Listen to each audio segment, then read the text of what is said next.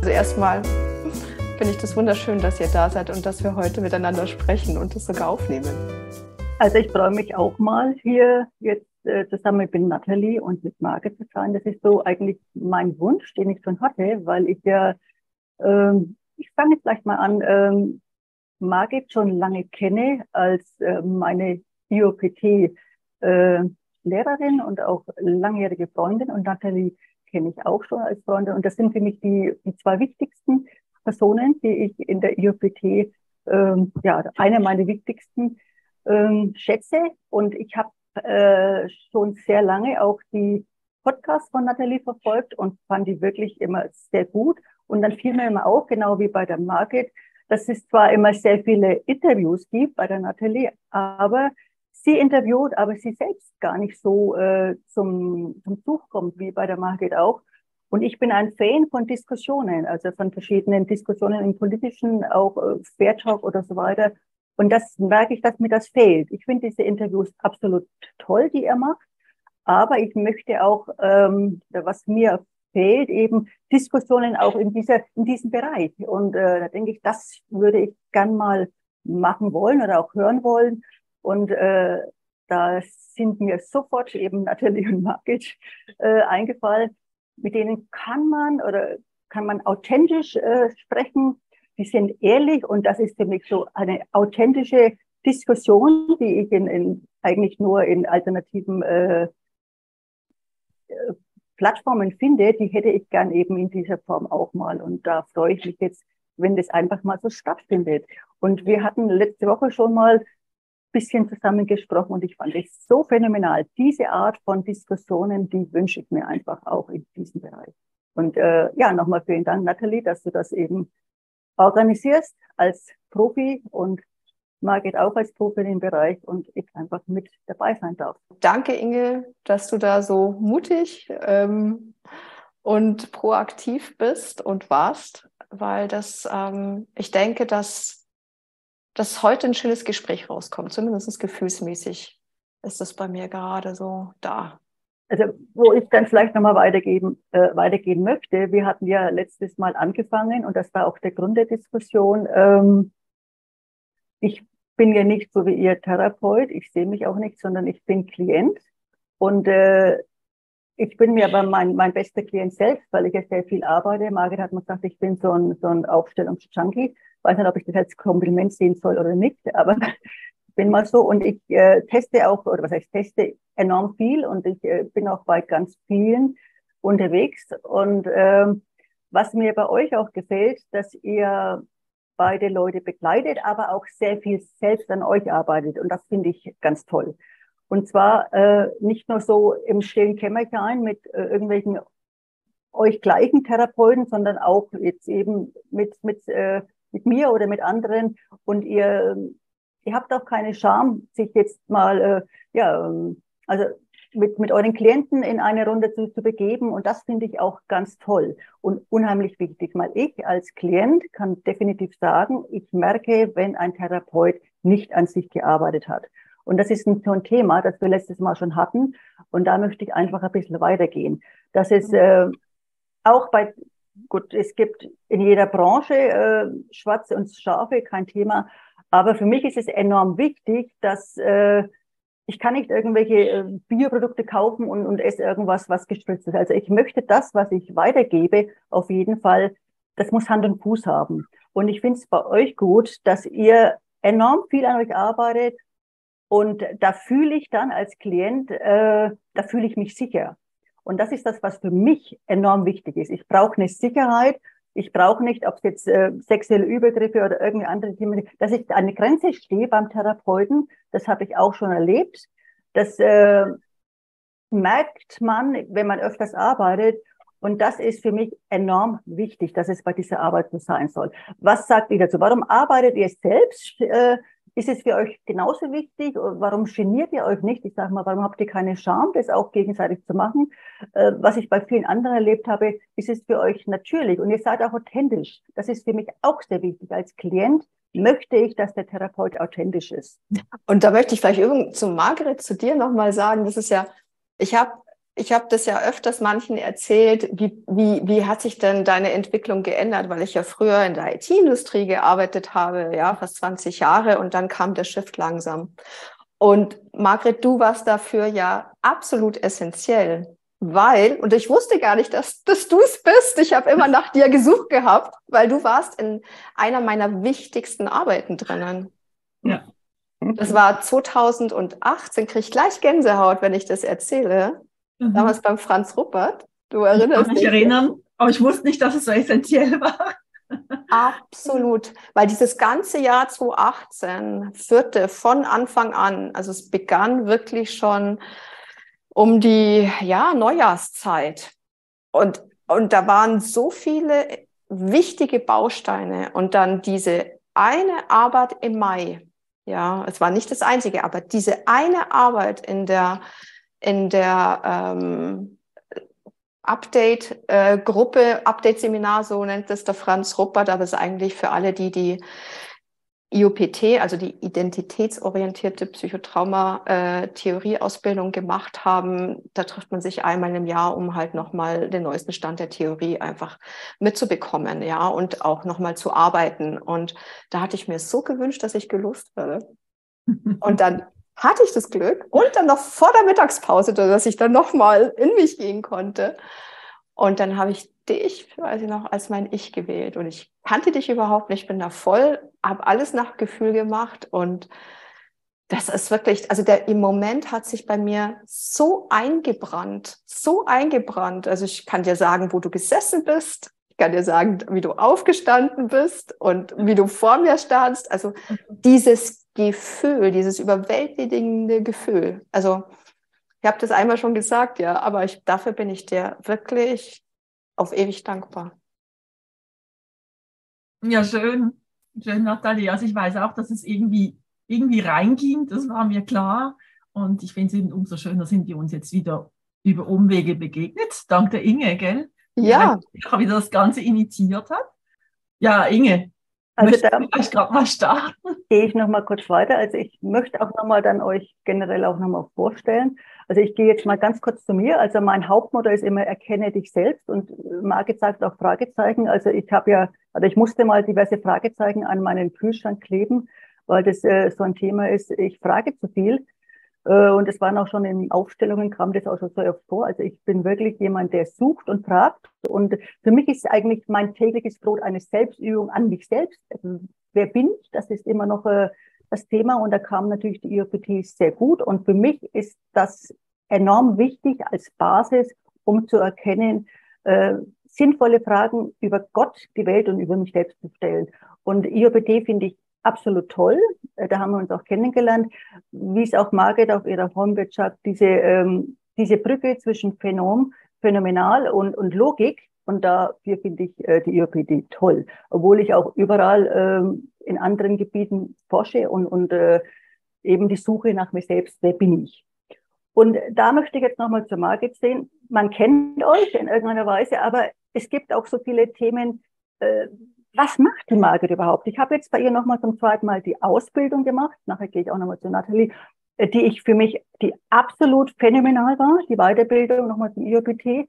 Und ist nicht nur eine Weiterbildung, die ganz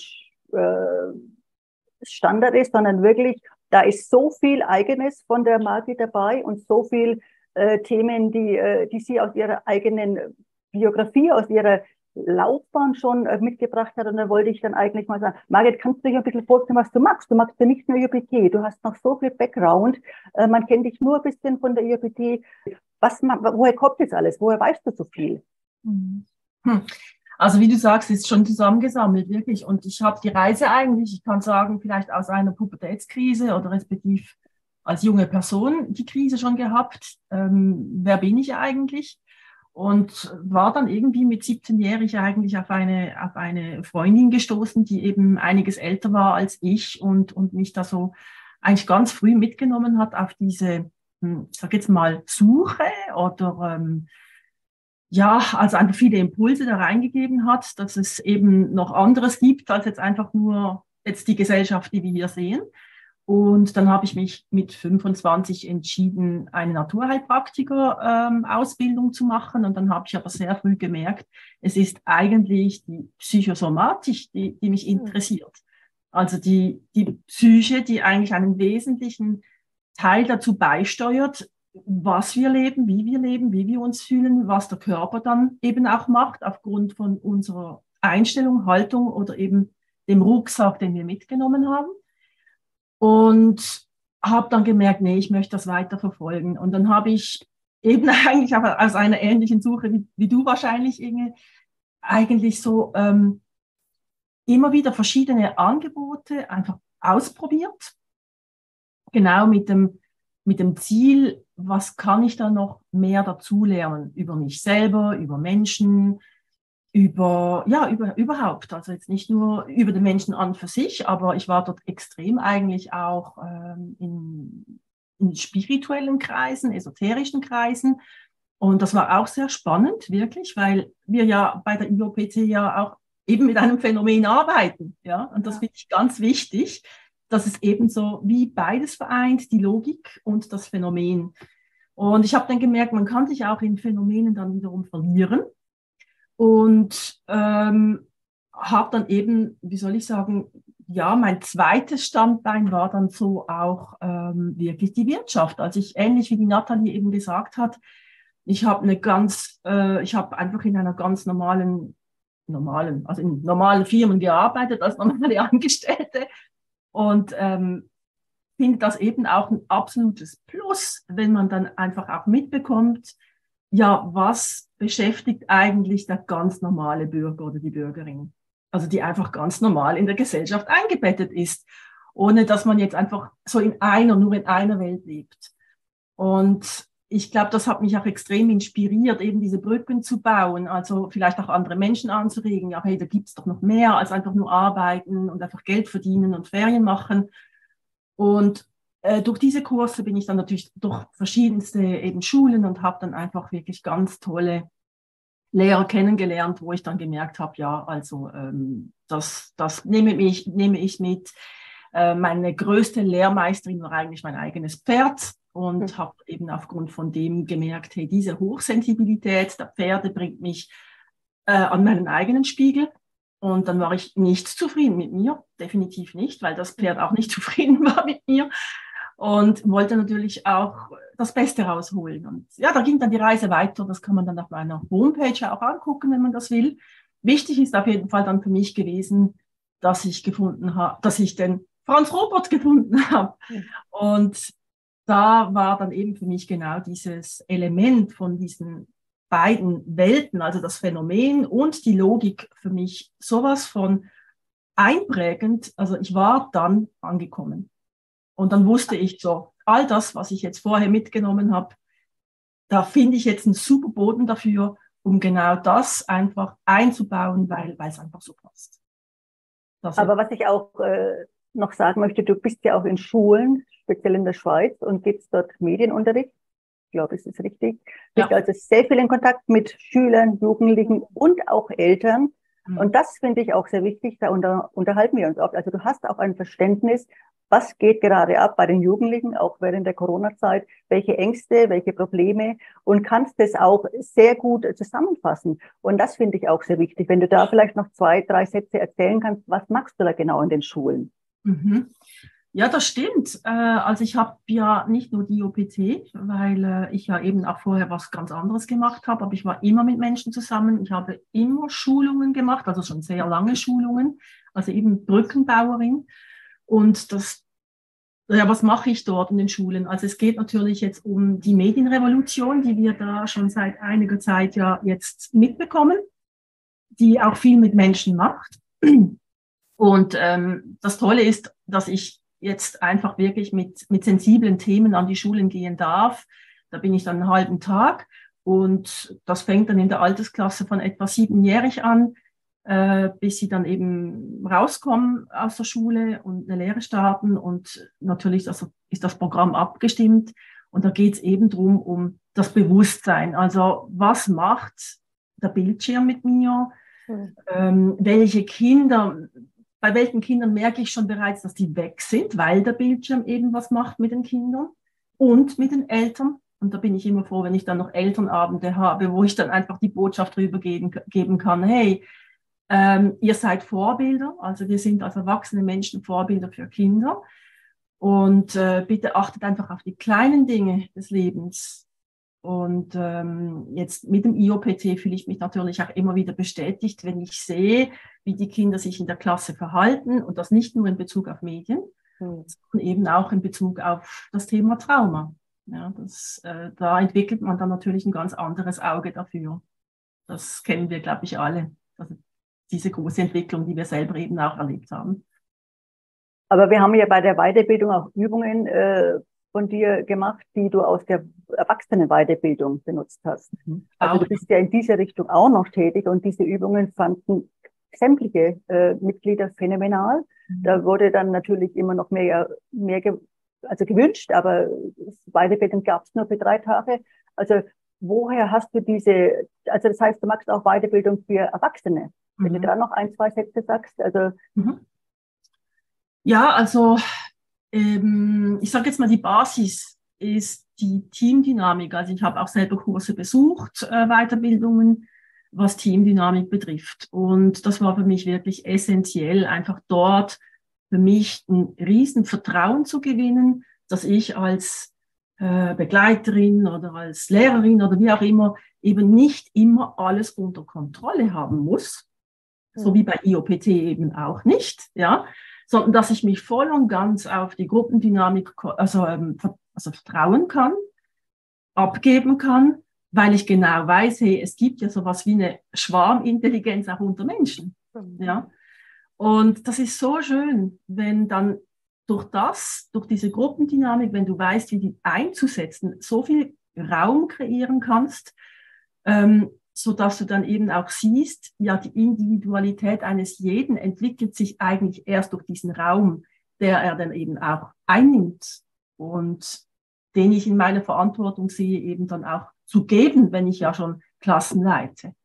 Und das ist wunderschön zu sehen, es gibt verschiedene Meinungen, die haben alle ihren Platz, die dürfen ausgedrückt werden und an der Basis haben wir alle dieselben Bedürfnisse. Und wenn wir da an der Basis zusammenkommen, dann gibt es wirklich da gibt es für mich ein Wunder, weil wir dann wirklich an der Basis verbunden sind. So wie wir sind und auch eben mit all unseren Unterschieden. Genau. Vielen Dank. Jetzt wissen wir ein bisschen mehr über dich und das sind bestimmt viele Sachen, die noch niemand bis jetzt gehört hat. Ja, also vielen Dank noch einmal. Ich kenne dich. Und da wollte ich auch die Nathalie. Ich habe dich kennengelernt. Ich habe damals alle Bücher von Franz Robert gelesen und über IOPT bin ich auch auf dein Buch gestoßen. IOPT, Nathalie, habe ich natürlich auch gekauft, habe ich gelesen. Da gibt es super. Also wer ist denn die Frau? Und dann bin ich eben auf dich gestoßen, habe deine Podcasts, habe dich auf den Plattformen gesehen. Und ja, du schreibst ja jetzt noch mehr Bücher, bist auch in der Trauma, du arbeitest auch über Trauma. Das wussten ja viele auch nicht, ich wusste auch nicht. Ich finde es auch ganz spannend, was du eigentlich auch noch so nebenbei machst. Wenn du da mal kurz erzählst, wie kommst du, Bücher zu schreiben? Bei mir, ich habe gerade drüber nachgedacht, alle meine Themen, zu denen komme ich wie die Jungfrau zum Kind. Wirklich. Also kein Plan, keine Richtung, kein Wissen, wohin es geht. Das ist Zufall, Glück, Vorsehung, Intuition, ich habe keine Ahnung. Und beim Buchschreiben ist es genau dasselbe Phänomen. Es ist genau das gleiche Phänomen. Da müsste ich eigentlich aufholen, oder ausholen, um alles aufzurollen, bis es überhaupt zu diesem Punkt kam. Und aber ich starte jetzt einfach mal nur zu dem, wo ich das erste Mal die Idee hatte. Und das war tatsächlich als ich dann aus der IT-Industrie rausgegangen bin, wo ich ja lange Zeit gearbeitet habe und war zweimal in der Arbeitslosigkeit, zweimal bewusst reingegangen für ein Jahr. Und da kam mir irgendwann mal, wie gesagt, wie die Jungfrau zum Kind, irgendwann mal war die Idee in meinem Kopf, eigentlich würdest du gerne ein Buch schreiben. Und dann kam sofort mal der andere Kopf wie Engelchen und Teufelchen. Ja, über was denn, Nathalie? Ich meine, über was willst du ein Buch schreiben? Und einen Verlag findest du gleich 5-mal nicht. Und dann war wieder, naja, ist ja egal. Das köchelt, wenn es so ist, wird das kommen. Ich lasse das jetzt einfach mal köcheln. Und dann köchelte das so vor sich hin. Und nach der zweiten Arbeitslosigkeit, wo ich dann mich getraut habe, diesen Schritt Richtung IOPT zu gehen, mich selbstständig zu machen, habe ich gemerkt, während des Prozesses, wenn ich angefangen habe, Leute zu begleiten, dass ich immer an derselben Stelle irgendwie hängen bleibe. Das nicht hängen bleibe von, es kommt nicht weiter, sondern es gingen immer dieselben Fragen gingen los. In mir und auch bei den anderen. Und dachte mir, jetzt muss ich das zum 20.000. Mal erklären. Gleichzeitig habe ich aber bei meiner Webseite gemerkt, ich hätte einen Roman schreiben können, ja. Ich war vorher Produktmanager, da musst du einfach alle Fakten reinkriegen, ja, damit dann die Länder alles über das Produkt wissen. Und ich habe gemerkt, das ist noch so in mir drinnen auf dieser verdammten Webseite. Ich kriege das überhaupt nicht raus aus meinem System. Das hätte 30 Seiten sein können und ich wäre immer noch nicht fertig gewesen. Und ich habe da rumgeschrieben wie eine Wahnsinnige und geändert und dann hat das totaler Kuddelmuddel bei mir im Kopf. Und da habe ich gemerkt, ich weiß nicht warum, ich muss, wie ich also die Tagebuchaufzeichnung, die ich wieder seit 2012 geführt hatte, wo ich auch über 95% meiner Selbstbegegnungen reingeschrieben habe, so an was ich mich noch erinnern konnte.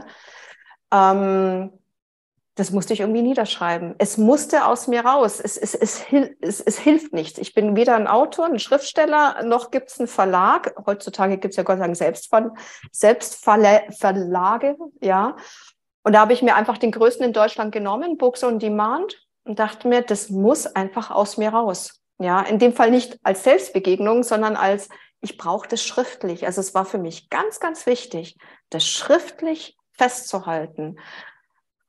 Genau, und das war zwar ein bescheuerter Prozess, weil das genau anschließend war, wie was ich am Anfang erzählt habe, als ich diese wunderbaren Arbeiten unter anderem auch mit Margrit hatte, dann musste ich quasi nochmal in den Keller zurück.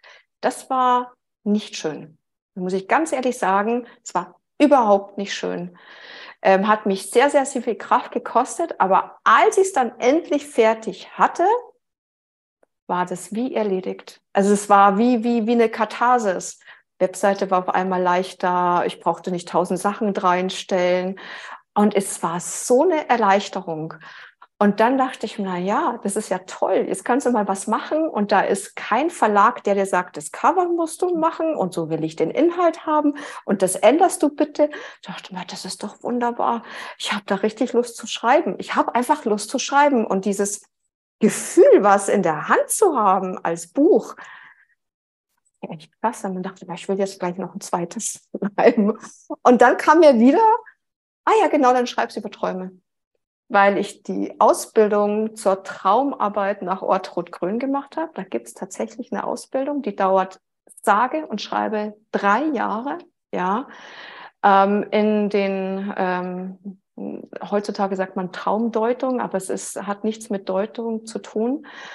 Eine Annäherung, würde ich mal sagen, an die Träume ist es, diese Ausbildung. Und da habe ich auch gemerkt, boah, das Thema ist so faszinierend und alle Traumbücher sind so bescheiden, also wirklich absolut bescheiden und abgrundtief falsch auch noch, ja, wo ich mir sage, hey, komm, das muss jetzt auch noch aus dir raus. Das muss jetzt ich habe das richtig gemerkt, das muss aus dem Körper raus. Und da habe ich mir nur vorgenommen, diesmal bleibst du ein bisschen knapper.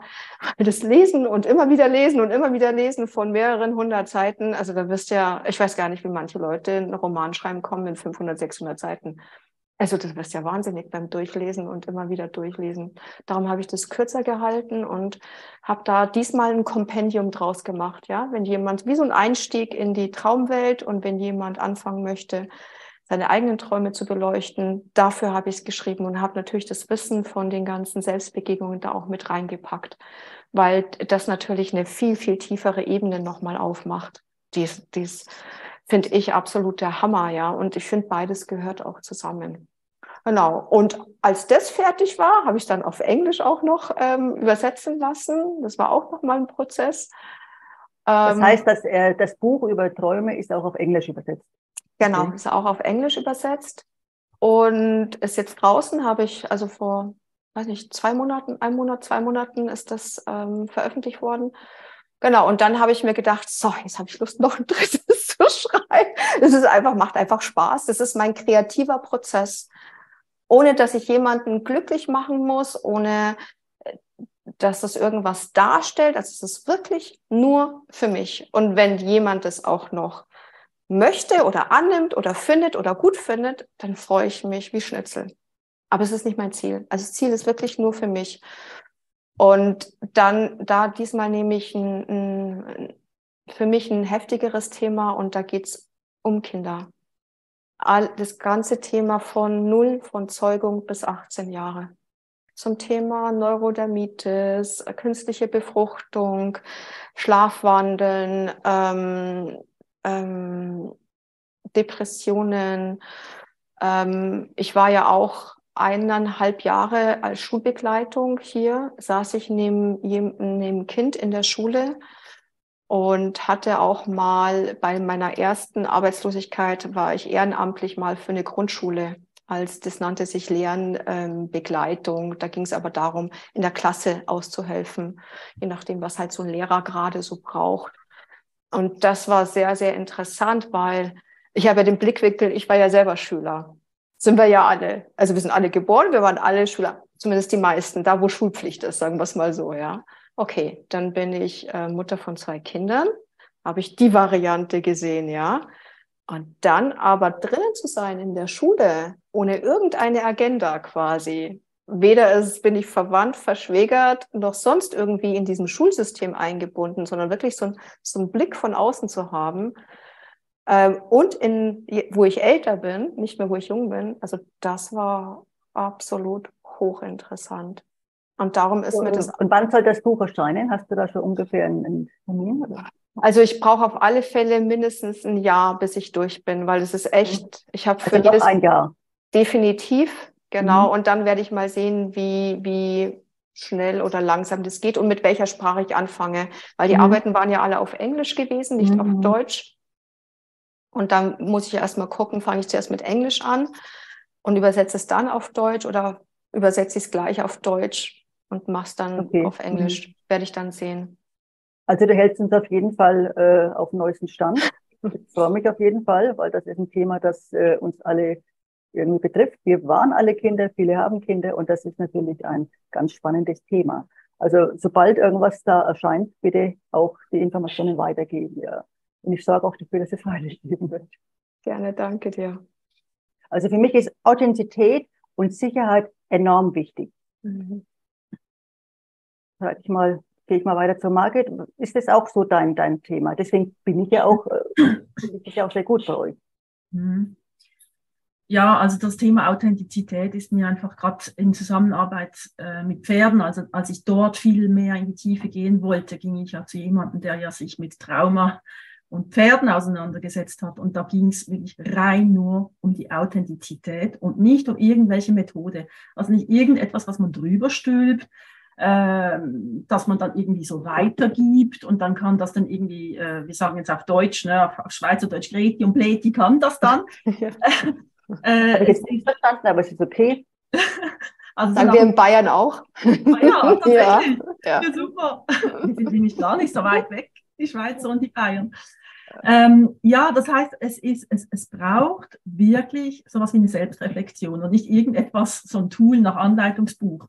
Und ich habe dann in diesem Zusammenhang vor allem gemerkt, wie extrem wichtig das in der eigenen Entwicklung ist, im Jetzt zu sein. Also Authentizität hat ja was mit dem Jetzt zu tun. Mit der Arbeit mit Pferden ist dir das aufgefallen? Ja. Bei Tieren natürlich, gell? Ja. Und mit Kindern, ne? Ja. Kindern, ja. Genau, und das heißt, also dort wurde mir nochmal ganz klar bewusst, hey, du siehst es 1:1, also gerade an der Reaktion, wo wir Menschen uns ja noch irgendwie verstecken, also je älter das wir sind, desto mehr verstellen wir uns in der Gesellschaft. Ja. Und das Pferd gibt ja 1:1 die Antwort. Und die Kinder, also wenn sie nicht zu fest schon irgendwie in ein Schema gesteckt wurden, eben auch. Und ja, das Gute daran war eben, also diese Erkenntnis natürlich und auf der anderen Seite halt eben, wenn ich jetzt ja selber schon so früh eben so viele verschiedene Kurse ausprobiert habe, dann ist es natürlich, ich bin ja mit diesem Willen ja auch dahinter gegangen, ja, ich möchte ja mehr über mich kennen. Und aus diesem Grund war auch die Bereitschaft extrem groß, natürlich mich versuchen auszusetzen, einfach da mitzumachen. Und dieser Mix hat es mir dann natürlich dann extrem leicht gemacht, da fortzusetzen, jetzt gerade bei der IOPT, wo genau so, ich sage jetzt mal, diese Philosophie auch vereint von dieser Gruppendynamik, wo ich glaube, das ist so was total Ursprüngliches. Also so die Naturvölker konnten ja gar nicht anders als in der Gruppe überleben. Ja? Und für mich ist ein Herzenswunsch in Erfüllung gegangen, durch das ich eben auch, oder wir arbeiten ja auch zusammen und zwar auch ohne Begleitung, ja, weil das Vertrauen da ist, dass wenn du wirklich am selben Strang ziehst, auch zu einem gemeinsamen Resultat kommst. Und wenn du dann ehrlich genug mit dir selber bist und dieses Stadium eben auch erreicht hast, und da braucht es ja eben auch die Authentizität dazu, dann ist es sowas von natürlich. Also das heißt, dann braucht es nicht mehr irgendwie so ein sogenannter Guru oder Meister oder Heiler, ja, der jetzt irgendwas macht.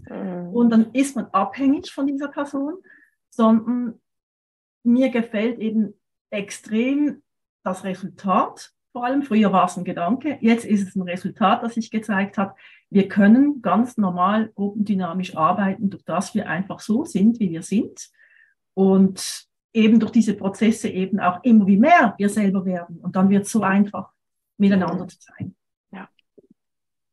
Da ist mir jetzt gerade eingefallen, du hattest mal erzählt, eben mit der Arbeit mit Pferden, dass du jetzt zum Beispiel viel anders mit deiner Katze umgehst als früher. Wenn du das nochmal kurz erzählst, weil das finde ich nämlich auch sehr spannend. Also angefangen hat es wirklich mit dem Pferd, ich möchte da mal ansetzen. Du warst ja beim Hempfling, hattest du mir gesagt, ne? Genau. So Pferdeguru. Ja, weil eigentlich habe ich dann gedacht, einerseits hatte ich eine persönliche Krise und wollte mir das jetzt einfach mal leisten, auszusteigen und was für mich zu machen und bin mit der Idee gegangen, dass ich eigentlich Pferdecoach werden möchte oder einfach das mal aufgreifen möchte, diese Idee, Menschen zu begleiten mit Pferden. Und mir wurde dann innerhalb von nichts klar, dass ich das auf keinen Fall machen möchte. Das ist so, wie wenn ich irgendwie einfach mein Kind in fremde Hände gebe und sage, so, jetzt lauf mal mit dem über die Straße, geh mal irgendwo einkaufen mit dem Kind, mach mal was und dann sage ich dir, wer du bist. Ne? Und da habe ich gemerkt, nee, also die Lebewesen, das sind ja Wesen und es ist dann einfach in meiner Verantwortung, wie ich dann mit diesen Wesen umgehen möchte. Und mir war dann klar, wir gehen hauptsächlich in der Gesellschaft sowas von übergriffig mit Tieren um, so wie eben auch meistens mit Kindern umgehen und dann logischerweise auch mit Erwachsenen, aber die haben dann meistens schon so einen dicken Schutzschild, dass es dort gar nicht mehr so viel kaputt zu machen gibt, ja, leider. Aber was eben noch bei den sensibleren Wesen eben dann noch beschädigt werden kann, also diese Psyche. Und jetzt beim IOPT wurde mir gerade noch mal ein Stück weit klarer, wie diese Übergriffigkeit in uns in der Gesellschaft so gelebt wird, inklusive mir, ja, sodass ich dann gemerkt habe, hey, wow, ich schnapp mir einfach meine Katze und dann wird sie zwangsgestreichelt, weil ich das so interpretiere, dass sie zwangsgestreichelt werden möchte. Oder weil ich ein Kuschelbedürfnis habe. Genau. Und das hat sich extrem verändert, also das Thema Übergriffigkeit und wirklich mal hinzufühlen, hinzusehen, was ist dann jetzt überhaupt? Was ist denn jetzt? Ne? Zeigt sich überhaupt ein Bedürfnis? Was ist denn mein Impuls? Was will ich denn für mich gerade? Vielleicht habe ich auch gar kein Bedürfnis, die Katze zu streicheln und ich mache es einfach aus Gewohnheit. Also so viel mal zu der Katze. Danke, ja. Dann wollte ich dir natürlich auch noch fragen, du hast ja auch 2 Kinder und arbeitest in Schulen und bist viel mit Kindern. Wie hilft dir diese Arbeit mit Kindern und auch deine eigenen eben mit der IOPT? Wie kannst du das verbinden? Ist das für dich ein großes Plus, die Arbeit mit Kindern? Und hatte ich das dann auch, weil ich habe ja auch 2 Kinder und irgendwann kam da mal dieser Aha-Effekt, Gottes Willen, was habe ich gemacht als Mutter? Oder ja, ist das für dich wichtig oder hilft das für dich? IOPT und Kinder als Mutter, weil wir hatten auch letztens das Thema, das Arbeiten für mich als Mutter, die meine Kinder betreffen, dass diese Super-GAU-Arbeiten sind, für mich schlimmer als irgendwelche. Was sagst du zu diesem Thema, Nathalie? Das ist echt vielschichtig, weil ich komme ja aus einer ganz anderen Sparte und habe ja einen Beruf komplett gewechselt. Das heißt, ich war immer IOPT-Klient, ja, über so und so viele Jahre. Und ich bin dazu gekommen, ich habe zwar vorher schon angefangen, ich wusste immer, Psychotherapie werde ich auf gar keinen Fall machen. Das war mir vollkommen klar und ich wusste, irgendwas ist bei mir. Bei mir ist irgendwas, aber ich konnte es nie greifen. Also bei mir war nie etwas, wo du sagen könntest, das ist jetzt klinisch diagnostiziert oder da ist das, weil es sah ja vom Lebenslauf alles okay aus. Also mein ganzes Leben schaut absolut in Ordnung aus. Rein lebenslauftechnisch Bombe, würde ich jetzt mal sagen, ja. Aber in mir nicht. In mir nicht eine unglaubliche Unruhe und immer ein Suchen, ja, also dieses Suchen habe ich, was du erzählt hast, Inge, das habe ich auch ganz, ganz stark, dieses Suchen. Und dann kam mein Sohn auf die Welt, Bingo, und dann ging es los. Also das öffnete alle Toren. Schwangerschaft war bei mir in Ordnung, bei beiden auch. Schwanger sein kann ich, gar kein Problem, habe keine Beschwerden. Und dann kam aber die Geburt. Und bei der Geburt setzte bei mir Angst ein. Ich hatte eine riesige Angst vor der Geburt. Und das macht hier oben eng und das macht natürlich auch unten den Geburtskanal eng. Ist ja klar, wenn du mit so einer Angst kommst. Und dann kamen bei mir diese ganzen Magazine von außen. Ach, so hast du auszusehen, so hast du zu sein als Mutter, das hast du zu tun, das sollst du erfüllen, die Rolle. Und auf einmal, und ich dachte, mein Leben ist ganz okay soweit, ja. Und einmal kickten die ganzen Ängste ein und mit der Geburt meines Sohnes auf einmal die Traumata spülte das, also jetzt rückwirkend gesehen, damals wusste ich das nicht, spülte das wie eine Fontäne nach oben. Wenn er geschrien hat, das war für mich kaum auszuhalten. Wir reden von normalem Babyschreien, aber in meinen Ohren war das Schlimmste, was überhaupt passieren kann. Im Nachhinein gesehen weiß ich, das sind meine eigenen Schreie gewesen als Kind, ja, die ich da verwechselt habe mit meinem Sohn. Und nicht nur meine eigenen, sondern halt das, was in der Familie generationstechnisch vorher passiert ist. Und da bin ich dann, das hat mich reingespült. Das hat mich total reingespült, immer. Und dann kam bei mir auch Schuld. Riesenthema Schuld. Oh Gott, du wirst wie deine Mutter. Mein Vater nicht, weil ich bin ja kein Mann, ja. Bei mir war immer nur, Gott, werd nicht wie deine Mutter.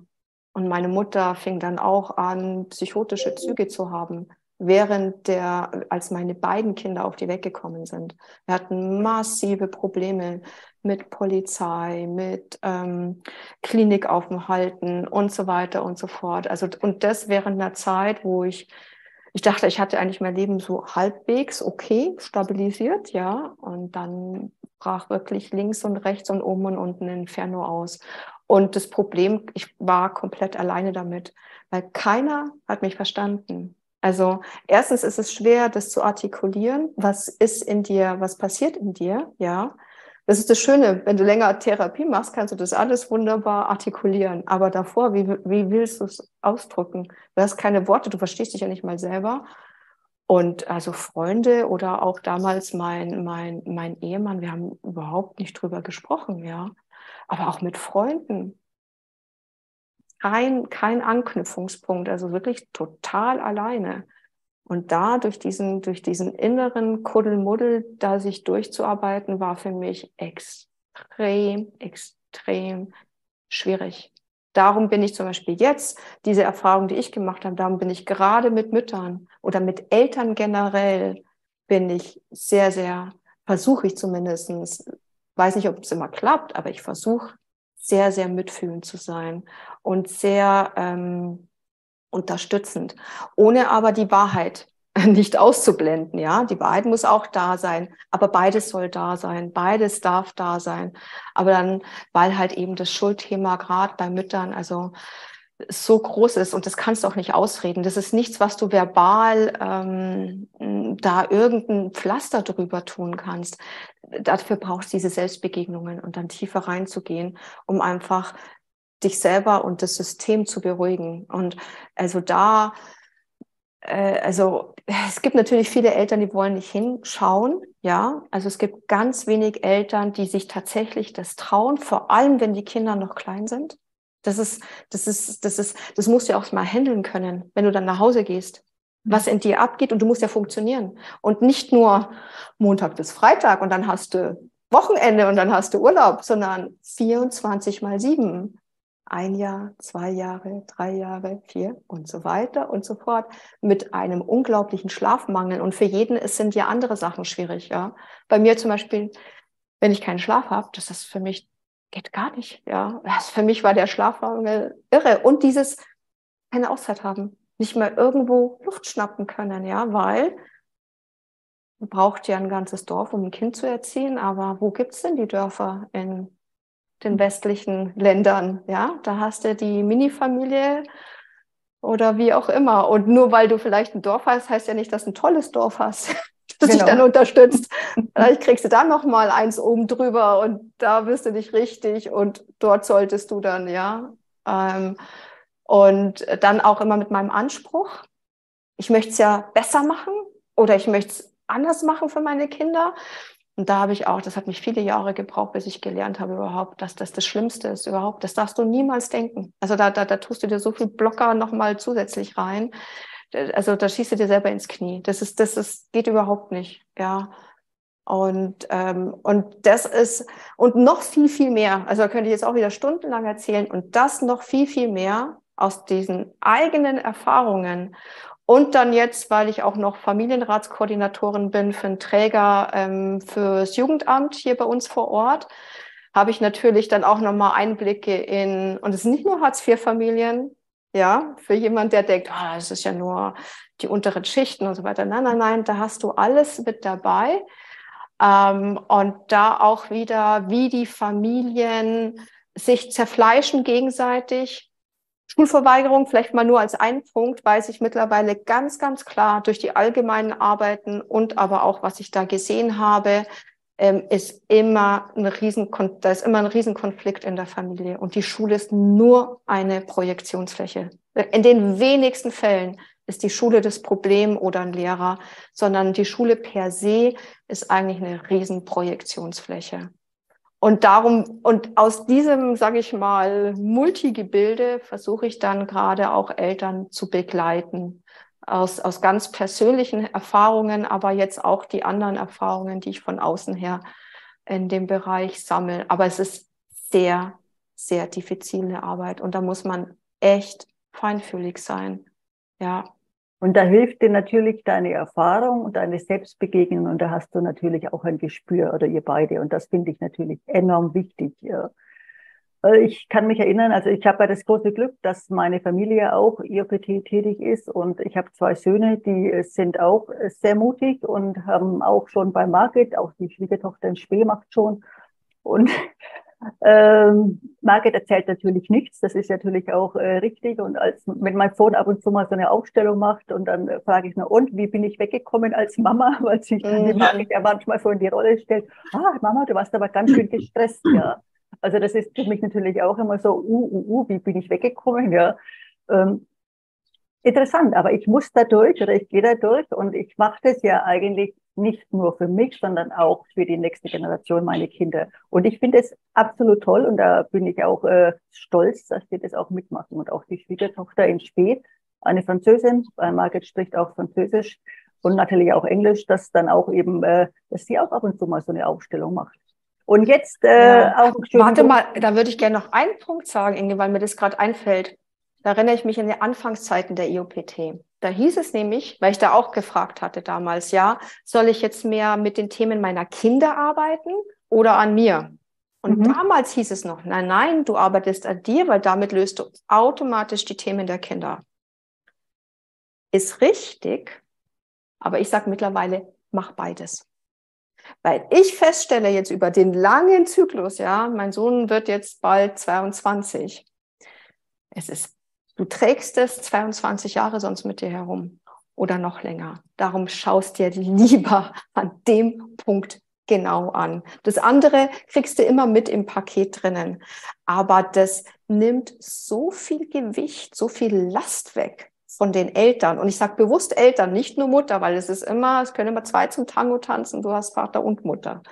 Oder manchmal sogar noch mehr, je nachdem, wie die Konstellation ist, ja.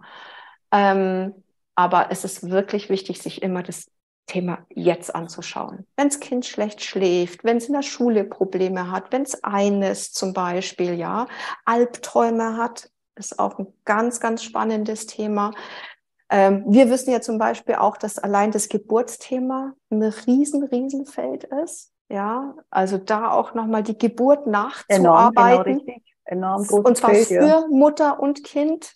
Vater haben wir uns noch nie angeschaut, wäre auch mal interessant zu wissen, was das mit dem Vater macht auch. Ja, weil da die ganzen alten Traumata bei beiden Elternteilen und übrigens nicht nur bei beiden Elternteilen reaktiviert werden. Ich hatte das in dem letzten Interview mit dem Franz Christoph, da wurde seine ehemalige Frau total getriggert durch die Geburt des Enkelkindes. Ja, auch für Omas und Opas vielleicht auch nochmal ein ganz, ganz interessantes Thema. Also es ist sehr vielschichtig. Und da kann man wunderbar eine Beruhigung reinbringen, ohne gleich 20 Jahre arbeiten zu müssen oder erstmal dann drauf zu kommen. Das geht echt schneller heutzutage. Und das sage ich immer auch, das ist eine gute Nachricht. Ja. Also auf jeden Fall auch eine gute Nachricht. Mein Sohn ist aktuell in Thailand mit seiner Freundin und die Freundin hatte etwas Probleme mit Tauchen. Hatte kurz vorher eine Session mit der Margit gemacht. Ich kann nicht sagen, was war. Jedenfalls hat mein Sohn gesagt, ich soll schöne Grüße ausrichten. Sie ist im Jetski, die war tauchen. Wunderbar, das mit dem Wasser klappt. Was genau das Problem war, weiß ich nicht. Jedenfalls schöne Grüße aus Thailand. Und ich habe der Meinung, und ich weiß nicht, ob ich es auch, dass je jünger diese Kinder sind und Jugendlichen, also sie sind auf jeden Fall schon über 18, desto schneller funktioniert es auch, wenn die Bereitschaft da ist. Habt ihr dann als beide, fange ich mal bei dir, Margit, hast du da auch schon die Erfahrung, dass es bei diesen, wenn sie bereit sind, schneller geht, als ich bin ja jetzt auch schon über 39, oder ihr, was denkst du dazu? Also tatsächlich, ich finde es jetzt gerade super schön, gibst du mir das Feedback und jetzt auch gerade so live, gell? Das ist wirklich super, weil eben es ist ja so, dass wenn du dann irgendwie mit Menschen arbeitest, jetzt gerade mit Jungen, die siehst du ja dann nicht jede Woche oder so oder irgendwie jetzt mal monatlich.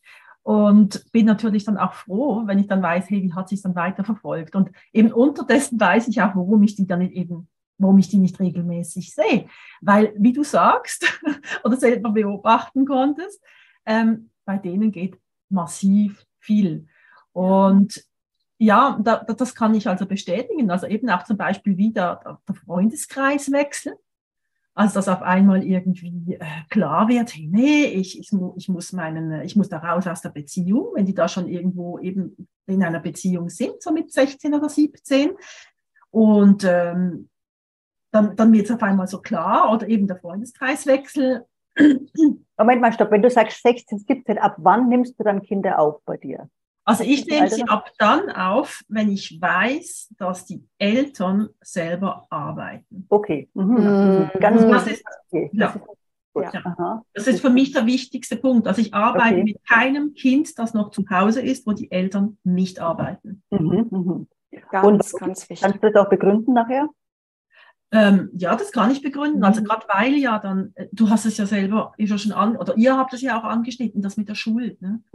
Das ist ja eine Energie, das geht so tief, dass wenn Menschen sich in Schuld fühlen, natürlich dann je nachdem alles versuchen, um dieses Gefühl wieder zu übertünchen. Und da werden Menschen eben auch gewaltvoll, um das Schamgefühl nicht spüren zu müssen.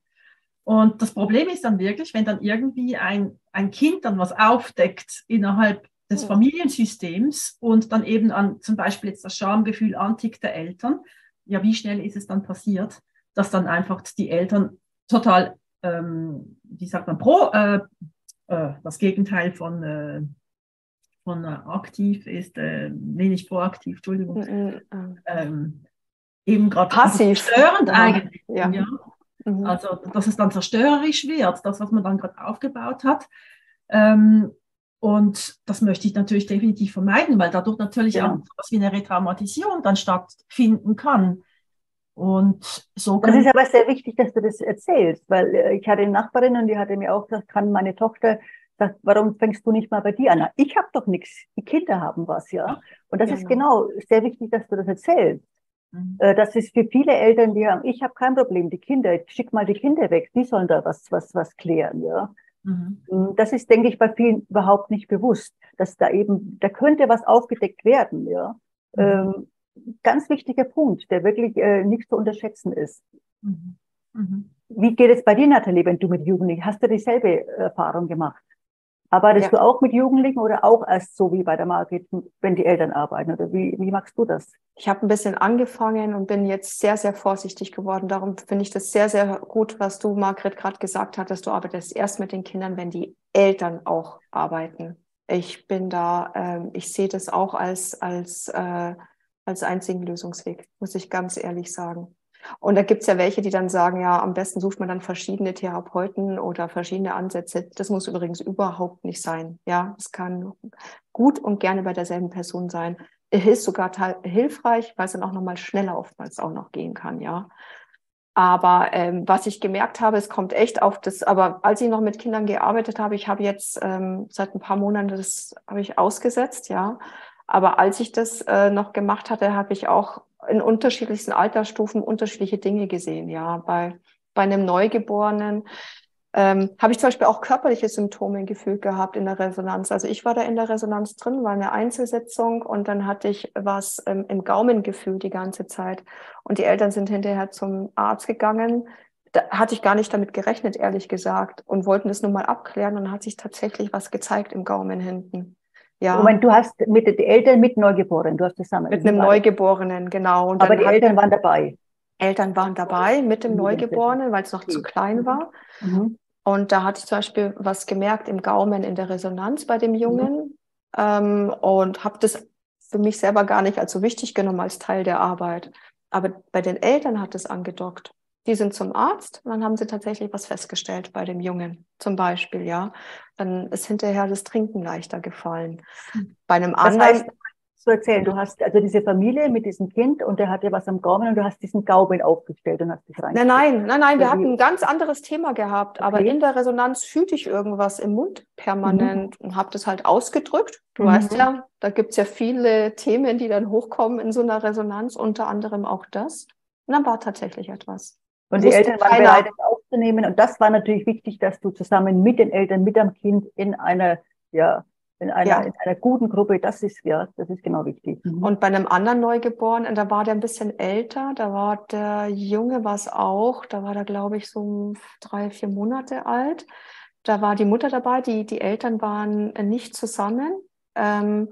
Und da war zum Beispiel, da habe ich das Gefühl, das Trauma des Vaters, weil der aus einem nordafrikanischen Land kam und also wirklich Schlimmstes erlebt hatte, seine Familie, bevor die dann nach Deutschland gekommen sind. Und die Schwester hatte sich zum Beispiel verbrannt gehabt, selbst verbrannt gehabt, auch noch, weil sie hätte, ähm, ich weiß nicht, ob es ISIS war, also ISIS oder eine andere Gruppe, aber sie hätte als Frau quasi verkauft werden sollen oder hätte sich der Gruppe anschließen müssen und dann wirst du vergewaltigt. Also das Schicksal war klar und dann hat sie sich selber verbrannt. Da. Und wie Und konntest du dann der Frau mit dem Kind helfen? also das kam in der Resonanz hoch, dass der Junge ganz, ganz stark mit dem Papa verstrickt ist, Mhm. mit dieser Mhm. Geschichte des Vaters, ja. Die hat dann leider nur aufgehört nach 3 Okay. Malen. Weil man hätte dann eigentlich tiefer arbeiten müssen, um Mhm. diese Verstrickung zu lösen, mit der kleine Junge schon ab Geburt da behaftet ist. Und da sieht man auch wieder, Mhm. was so transgenerationale Traumata, Erlebnisse einfach auch ausmachen, was dein Kind schon trägt. Weil der Grund, warum die gekommen sind, weil der in der Nacht so unruhig war. Also extreme Unruhe bei dem Jungen. Genau, und da hat sich das unter anderem gezeigt in einer Arbeit. Also das Thema transgenerationales Trauma ist ja nochmal ein Podcast für sich. Mhm. Und finde ich auch enorm spannend. Und ich kann da nochmal ganz kurz erzählen. Ich hatte auch wieder wir hatten ja gestern eine Arbeit, es ging dann im Endeffekt um mich, um meine Erbschaft. Und dann ist mir auch nochmal so klar geworden, mein Sohn aktuell studiert jetzt Jura, möchte Notar werden. Ich wollte Rechtsanwalt werden. Warum? Und das ist warum aufgrund dieser enormen Streitigkeiten bei uns in der Familie mit Erbschaften, warum will jetzt er gerade zum Schluss, und es geht im Endeffekt um den Notar, will er Notar werden, warum wollte ich Rechtsanwalt werden, war es nicht, war entweder zu blöd oder ich habe was anderes gemacht. Das ist mir nochmal ganz, ganz wichtig. Das ist nichts umsonst, man macht, es passiert nichts im Leben umsonst. Also ich fand diese Arbeit gestern nochmal phänomenal, bin da noch dran, das ist noch ein weiteres Thema, aber ja, jetzt verstehe ich auch im Endeffekt mein Sohn, ja, warum macht er diese Linie so gerade und es gibt nichts anderes, es war nur Notar, es gibt kein Rechts, kein Links und er zieht es durch, ich weiß mal nicht, wie langsam, ja. Also ich finde die Arbeit echt spannend, auch eben mit Kindern. Ja, dann eben nochmal für diesen transgenerationales Thema. Wie gehst du damit um, Margit? Ist das für dich auch wichtig, dass auch mal übergeht, man kann ja bis so und so viele Generationen zurückgehen? Kommt es auch vor? Ist das ein wichtiges Thema für dich oder ja, ist das mehr so ja, Hokuspokus? Ja, also wie wichtig ist es? Also ich denke mir, es ist extrem wichtig. Und da sind wir ja so, glaube ich, auch bei der Unterscheidung, wie jeder IOPT-Begleiter ja auch arbeitet, gell? Also ich bin ja ein absoluter Fan vom Jetzt-Moment. Also wo ich denke, ich möchte nicht jetzt die ganzen 3 oder 5 Generationen da reinholen, weil ich dann sehr gerne dann eben auch wirklich die Menschen darauf verweise, hey, guck, wenn du es wirklich wissen möchtest, wenn du dann nochmal tiefer reingehen willst, in was dann noch alles war und von wo vielleicht die Ursache kam, dann mach doch das bei jemand anderem, ja, weil ich dann einfach sage, es gibt andere Therapeuten, die sind dann einfach wirklich total auf diese transgenerationalen Geschichten da spezialisiert. Und ich persönlich, ich konzentriere mich wirklich viel mehr auf das, was beim Menschen gerade im Moment passiert, mit dem, was sich eben gerade zeigt. Das heißt, du holst den Klienten zurück, jetzt guck doch mal auf jetzt und geh nicht immer auf irgendwelche Omas oder, sondern bleib jetzt bei dem, wo du bist. Also, du holst den, also wenn es geht, zurück. Ja, viele wollen ja immer, ja, das könnte vielleicht ein Thema von der Urgroßmutter sein, von da, also das heißt immer wieder zurück zum Jetzt, ja, ganz wichtig auch. Ja, es ist ja und nein, oder? Es ist einfach spannend, oder? Ich meine, ich hatte letztens eine Arbeit und da ging es dann, das war dann wirklich wichtig, dass wir da zu den Großeltern gingen. Ja. War extrem wichtig, weil es einfach dann bei den Eltern, da gab es nichts, ja. Und dann hat sich dann gezeigt, das war dann wirklich bei den Großeltern. Und ich denke mir, dann gibt es natürlich logischerweise Arbeiten, wo du nicht drum rumkommst, dann wirklich weiterzugehen. Aber es ist ja in der Arbeit so, dass du ja als Begleitung immer wieder die Möglichkeit hast, verschiedene Wege aufzugreifen. Und also wenn ich dann die Wahl habe, jetzt noch mehr zu gusseln, und ich meine, ich habe das ja auch schon gemacht, einfach mal zu gucken, also wenn jetzt die Resonanzgeber sagen, ja, ich habe dort eine Resonanz zu noch weiter weg, dass ich da einfach mal den Raum gebe. Aber oft hat sich dann eben auch gezeigt, die Verstrickung geht dann eben so tief, dass dann auch wiederum der Klient nicht unbedingt durch das Aufzeigen dann seine Situation gelöst hat. Und aus diesem Grund eigentlich vielleicht dann eher den Jetzt-Moment vielleicht betrachten muss von, ja, wo suchst du eigentlich das Problem? Suchst du das Außen und brauchst du unbedingt und hast das Gefühl, du brauchst einen Schlüssel im Außen? Oder konzentrieren wir uns jetzt einfach auf deine Gefühle und du hast jetzt einen Bezug dazu, von wo es eben dann kommt oder kommen kann. Und dann gibt es auch eine ganz andere Richtung durch das und kannst damit eben auch Dinge auflösen, wo du dann nicht wirklich die ganze Ahnenreihe aufstellen musst. Aber ich sage dann eben auch sowohl als auch, ja. Und da denke ich mir, da ist wirklich, ja, jeder Mensch hat seine Spezialitäten. Und mir ist es dann eben so extrem wichtig also bei meiner Begleitung, dass man ja den Grundsatz von Franz Rupert auch vertritt, die Autonomie des Menschen ist zu fördern.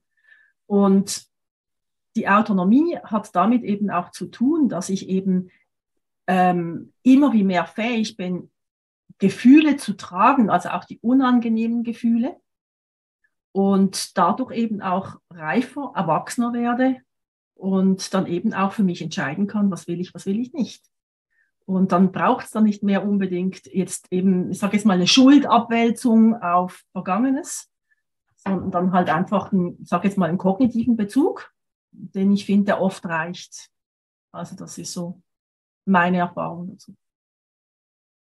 Jetzt ist mir aber gerade so ein Satz, der hat mich jetzt gerade, der ging in Resonanz. Da wollte ich jetzt mal, und zwar das Thema, komm doch mal ins Gefühl. Da wollte ich jetzt mal die Nathalie als Therapeut fragen oder beide. Also ich als Klient, ich lese enorm viel, ich habe ein enormes Wissen und wenn ich dann ab und zu Arbeiten gemacht habe und dann sagt derjenige, jetzt komm doch mal ins Gefühl, da habe ich mir, als wenn du das nochmal sagst, ich weiß, dass ich in der EFT ins Gefühl kommen sollte, muss, aber ich kann das nicht auf Zwang machen. Und wenn du jetzt nochmal sagst, komm ins Gefühl, dann könnte ich, da war ich da manchmal so wütend, wenn immer dieses Thema, komm doch mal ins Gefühl oder fühl doch mal, aber, also wie geht ihr damit um? Ist das wirklich so wichtig? Weil ich denke, ich muss das auch manchmal erst verstehen. Ich muss das erst manchmal sehen. Also ich kann auch fühlen, ohne dass ich jetzt gleich irgendwie Tränen ausbrechen muss. Also das ist für mich so ein Thema, da sage ich einfach, lass mich einfach so, wie ich bin. Oder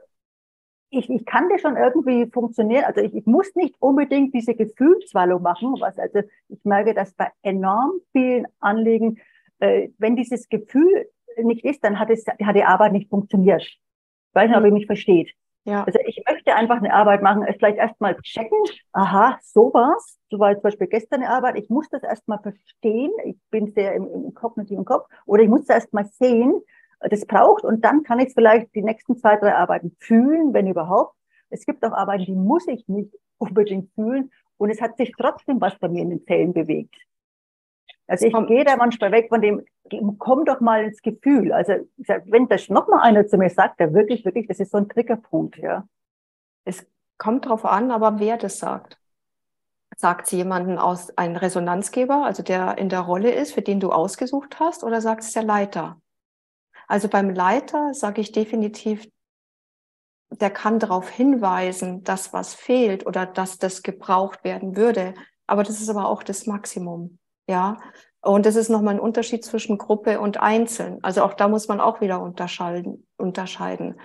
Aber wenn das ein Resonanzgeber sagt, also wenn du jemanden ausgewählt hast, vielleicht sogar fürs Fühlen, oder du hast jemanden ausgewählt und es stellt sich heraus, es ist ein Anteil von dir.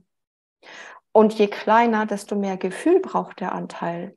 Das ist natürlich ein Riesenkonflikt, weil dann stehst du da, kannst nicht aus deiner Haltung heraus, Genau. aber ein kleines Kind, ein kleines Kind braucht keine Worte. Ein kleines Kind braucht einen Blick, ein Gefühl, ja, vom Herzen, das kommt, und im Idealfall vielleicht auch noch eine Umarmung, wenn es schon so weit ist, ja, dass es auch Nähe zulassen kann. Und das ist natürlich da muss man dann wieder auf sich zurückschauen und sagen, bin ich dazu überhaupt fähig? Ja, fühle ich schon meinen kleinen Anteil, die kleine Inge, die kleine Margret, die kleine Nathalie? Habe ich da so viel Mitgefühl mit der? Oder bin ich dann noch so in der Distanz drinnen und versuche es quasi kognitiv zu greifen? Aber der Kopf kann keine Gefühle greifen. Das ist nicht möglich, ja. Und das ist, wie einmal zu mir jemand auch gesagt hat, ich muss erst die Theorie verstehen und dann kann ich auch dementsprechend arbeiten. Und dann sage ich, aber das ist ja das Pferd von hinten aufzäumen. Du musst das erstmal praktisch fühlen, die Arbeit, und dann tust du die Theorie noch drauf. Aber du kannst diese Arbeit, von der wir sprechen, das ist für jemanden, der das nicht erlebt hat, der wird sich denken, von was reden denn die ganzen Tag lang, ja? Da kannst du 20.000 Bücher lesen. Du kommst nicht auf einen grünen Zweig, weil ich immer sage, du kannst auch 20 Jahre Fahrradfahren studieren. Aber setz dich mal einmal aufs Fahrrad drauf und dann wirst du einen Unterschied merken. Und das ist auch das Gefühl ist enorm wichtig. Und mal ist man näher dran im Gefühl. Es kommt auch auf das Thema der Arbeit an, ja. Und manchmal ist es weiter. Wenn man aber immer weit weg ist vom Gefühl, dann weiß man, dass da eine Blockade ist. Weil dann ist es so schmerzhaft, an diese Gefühle ranzukommen, was auch immer als erstes hochkommt. Manchmal ist es Wut. Manchmal sind es gar keine Tränen, manchmal ist es eine Wut, manchmal ist es eine Scham oder manchmal ist es eine Riesenangst, ja. Aber dafür ist jemand da, der dich begleitet, der das genau alles in Kontext setzen kann. Darum sage ich immer, es ist so schwierig, wenn Leute extrem viel hoppen. Weil du brauchst jemanden, dem du vertraust, der dich wirklich durch die Höhen und vor allem durch die Tiefen durchbegleitet. Der dann immer wieder da ist, wenn so ein Geburtsprozess da ist, ja, wie eine Hebamme. Ja, die nicht gleich ausgekippt wird, weil es mal scheiße läuft oder weil es mal schwierig wird oder sowas, ja. Oder weil ein falsches Wort gefallen ist. Es ist wirklich ein Prozess, ist eine Prozessarbeit. Aber es ist genau wie du sagst, es kommt auf die Nuance an. Also wenn jemand zu mir sagt, fühl doch mal, mach doch nicht so rum, fühl doch mal. Also ich alles schon erlebt. Ich kann Sachen erzählen, also aus meinem Repertoire. Und der Unterschied so nach dem Thema, wie geht's dir jetzt, ja? Also es ist je nachdem, wie kommt's rüber. Und das macht für mich als Klient, und ich denke, ich spreche jetzt nicht nur für mich, sondern auch für andere, enorm viel aus. Wie kommt das also fühl doch mal und mach doch mal. Und ja, da denke ich mir, da ist für mich aus. Ich kenne das ist für mich übergrifflich, fast schon, und ich kenne das schon. Und diese Art, also ich habe es vielleicht etwas übertrieben, hat eine ganz andere Wirkung als, ja, was geht jetzt ab, wie geht's jetzt gerade? Also das ist so enorm wichtig für mich als Klient, diese minimalen Nuancen. Aber je mehr ich an mir arbeite, desto mehr merke ich das auch, dass ich da auch, genau wie beim jedem Zahnarzt, da merke ich einen Unterschied zwischen einem guten Therapeuten. Und da möchte ich auch nochmal hinweisen, dass eben, je mehr ihr an euch arbeitet, ihr euch dann auch reinfühlt, wie geht der andere mit mir um als Therapeut oder wenn wir jetzt ohne auch arbeiten, generell. Das finde ich enorm wichtig. Und deswegen merke ich auch, also ich teste, wie auch verschiedene Restaurants, und bei wem habe ich eine Resonanz und bei wem nicht. Und wie ist es dann bei euch über diese Übergrifflichkeiten als Klient? Ist es euch auch irgendwie bewusst? Also ich bin da sehr sensibel, weil ich ja enorm viel erlebt habe, wahrscheinlich auch enorm viele. Und alles, was nicht, also empathisch oder so, empfinde ich als Klient enorm als Übergrifflichkeit. Mhm. Ist es bei dir auch ähnlich, Margit? Sehe ich wieder mal. Ja, also die Übergriffigkeit ist ein Riesenthema für mich jetzt persönlich, weil interessanterweise war es nämlich auch etwas, was ich selber eben auch war. Also es war ein Riesenthema meinerseits, weil ja auch so mit mir umgegangen ist. Und würde aber noch mal gern zurück zu dem, was eben Nathalie vorher gesagt hat, wegen dem Schmerz und dem Fühlen. Ich finde es auch eine Frage von der Reife des Begleitenden, wie stark du jetzt da jemanden einfach in ein Korsett zwängen willst, also deinen perfekten Klienten haben möchtest für deine Arbeit. Also das habe ich auch schon erlebt, zum Beispiel während der Ausbildung, dass da einfach irgendwie am Klienten rumgenörgelt wurde. Also von den anderen, nicht von Franz Ruppert, sage ich jetzt mal, so nach dem Motto, ja, aber der verhält sich gar nicht so, wie man sich eigentlich verhalten soll als Klient. Ja. Und ich denke mir, das ist so krass. Und genau, und was steckt dahinter? Jetzt Nathalie hat ja das mit dem Schmerz erwähnt.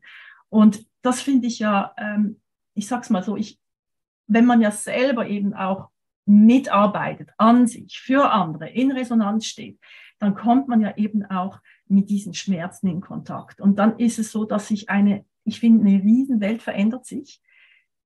Man merkt auf einmal, also für mich war es dann so, hey, ich habe mich verneigt, eigentlich innerlich verneige ich mich manchmal vor Menschen, wo ich spüre, da ist so ein Abgrund vor mehr, sag ich dem, vor Schmerz und natürlich logischerweise auch Angst.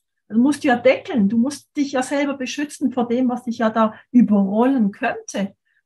Und aus diesem Grund, ja, finde ich dann das extrem wichtig, dass man dann sich wirklich auf das Anliegen des Klienten dann auch wieder orientiert, also nach dem orientiert, weil es ist ja nicht umsonst so, dass man ja bei der Anliegenmethode das Anliegen des Klienten verfolgt und nicht das Anliegen des Therapeuten oder des Begleiters. Ja, und das ist für mich im Vordergrund. Und da sind wir bei der Übergrifflichkeit.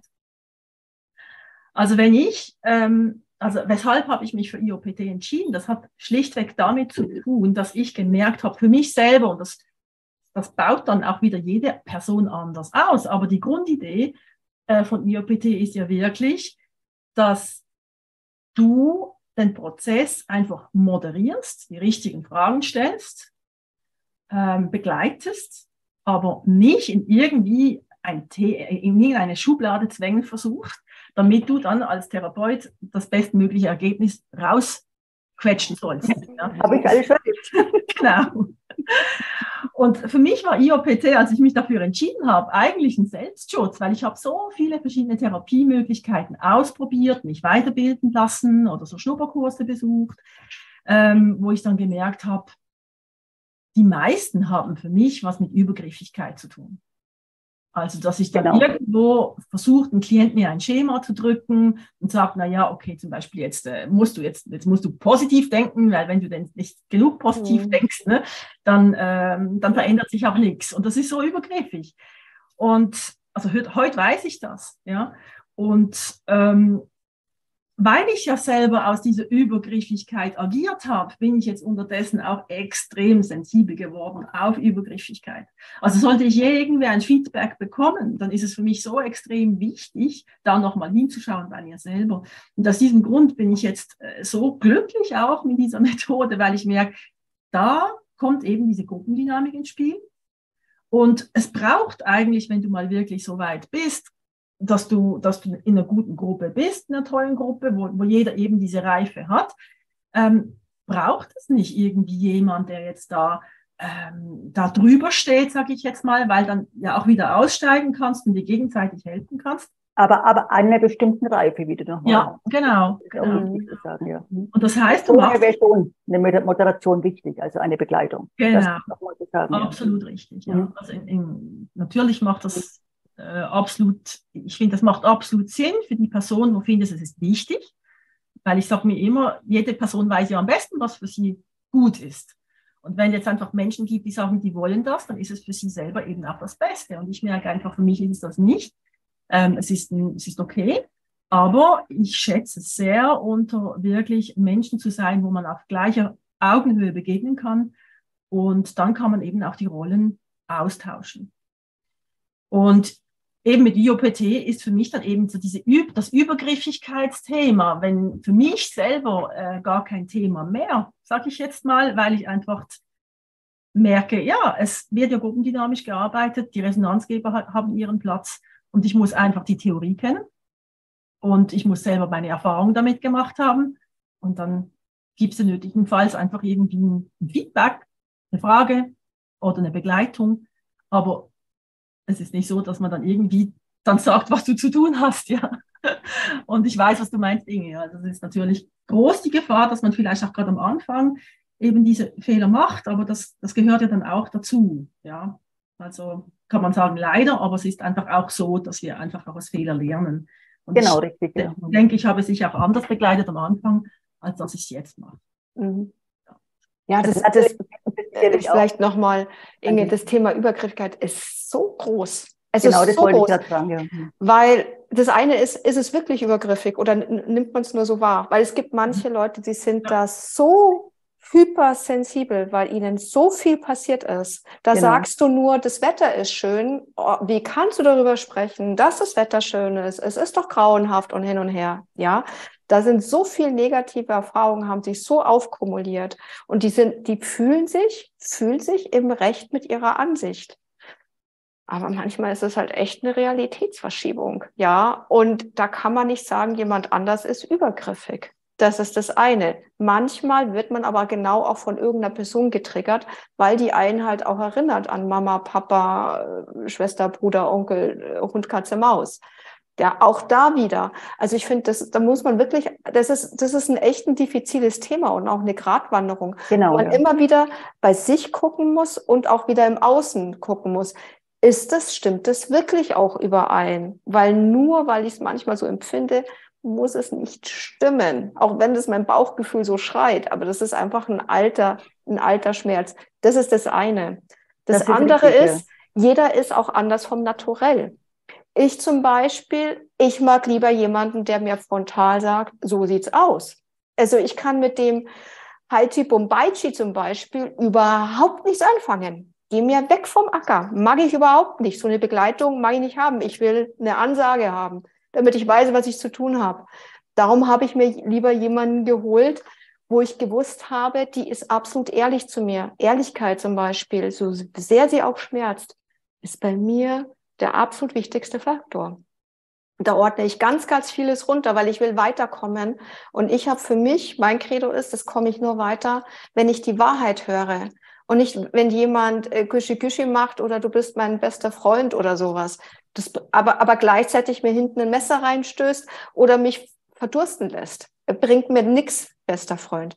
Und da muss auch jeder bei sich gucken, was für ein Typ bist du auch, ja? Und dementsprechend dann auch brauchst du auch jemanden, bei dem du sagst, okay, das will ich. Aber es geht immer, sage ich mal, um die Sache. Es geht nie bei einer Therapie darum, dass ich den Menschen heiraten muss oder dass ich mit dem befreundet sein will. Also wenn du das Bedürfnis hast, du willst mit der Person befreundet sein, dann hast du ein Mutter- oder ein Vaterthema. Das hat dann nichts zu suchen da drinnen. Und da gibt es so viele Nuancen dabei. Also es ist unglaublich. Aber zum Thema Übergriffigkeit, ich hatte mal genau das Gegenteil. Ich bin zu tief in Rollen reingegangen, so tief, dass ich da nicht mehr rausgekommen bin, weil ich wollte ja was Gutes tun für denjenigen, der seine Arbeit macht oder diejenige, ja, in der Gruppe. Er hat mich da verhungern lassen, der Leiter. Absolut verhungern lassen. Gott sei Dank war jemand anders dabei, eine IOPT-Erfahrene auch. Und die hat mich zum Beispiel bei einer Session dann rausgeholt und gesagt, weißt du was, komm mal her, du gehst jetzt nochmal richtig aus der Resonanz raus. Und da habe ich zum Beispiel gesagt, das mache ich nie mehr wieder. Für niemanden auf der Welt gehe ich so tief rein, dass ich mich quasi fast schon selber auch verliere. Also es kann auch in das andere Spektrum überschlagen und immer wieder und das ist aber das Gute an der IOPT, wenn du mit beiden Beinen auf der Erde bleibst, weil das ist wie ein Trainingslager. Du kannst immer wieder gucken, wo stehe ich, wo ist es mein Anteil, was mache ich nicht, was soll ich ändern oder sag, nee, diesmal kann ich es aber auch bei der anderen Person lassen. Aber ich bin mit Pauschalisierung, tue ich mir das so schwer, weil jetzt, wo ich alle Seiten mal so durchexerziert habe, mit Ausnahme von Weiterbildung, die ich persönlich nicht machen werde, das weiß ich, von jeder Perspektive sieht es einfach anders aus. Es sieht anders aus, bin ich nur ein Unbeteiligter, der mir das anschaut. Ja, dann kann ich natürlich viele tolle Sprüche abgeben. Einen ganzen Tag lang kann ich da naseweiß daherreden. Oder bin ich selber in der Arbeit? Oder stell dich mal selber auf von einer Gruppe von 50 oder 70 Leuten. Da kannst du mir nicht erzählen, dass der Arsch dir nicht auf Grundeis geht. Ja? Oder auch, wenn wir jetzt arbeiten ohne Begleitung, das hat auch ein bisschen, manchmal geht es ein bisschen leichter und dann geht es ein bisschen schwerer wieder, je nachdem, wie die Arbeit gerade ist. Denkst du, hast dann super Flow, zack, kriegst ein paar schwere Arbeiten dann auf die Nase geknallt. Schau mal dann, wie du damit zurechtkommst. Immer wieder. Ich sage immer, wie sagt das Orakel von Delphi, immer schön in der Mitte bleiben. Ja, nicht in die Extreme gehen, weil das tut nicht gut. Und wenn du dann natürlich... Es wäre ja auch wieder ein neuer Podcast, ne, Übergriffigkeit. Also da wäre ja auch enorm viel zu besprechen. Ja. Und deswegen ist für mich auch die IOPT so phänomenal, weil allein das Anliegen kommt von mir alleine. Also ich kenne es ja von vorherigen, wo dann der Therapeut mir schon im Mund gelegt hat, was ich eigentlich jetzt zu arbeiten habe, wo ich denke, ich weiß das. Das ist mir früher gar nicht aufgefallen, dass das eigentlich da schon übergrifflich war. Und ich finde es toll, ich will alleine das machen. Und ich hatte ja auch schon erlebt, dass dann zu einer Aufstellung mal die Mutter reinkam und der sagt, jetzt sprech doch mal mit der Mutter. Sag ich will jetzt nicht mit der Mutter reden. Ich hatte einfach in dem Moment keine Lust. Also ich fühlte mich da schon übergrifflich behandelt, dass ich irgendwas machen muss. Und das ist für mich diese Übergrifflichkeit, wo ich in der IOPT das toll finde. Ich will es alleine machen. Ich finde das ganz toll. Und wenn ich dann nicht mehr weiterkomme und dann kann ich mal fragen, kann mir jemand helfen?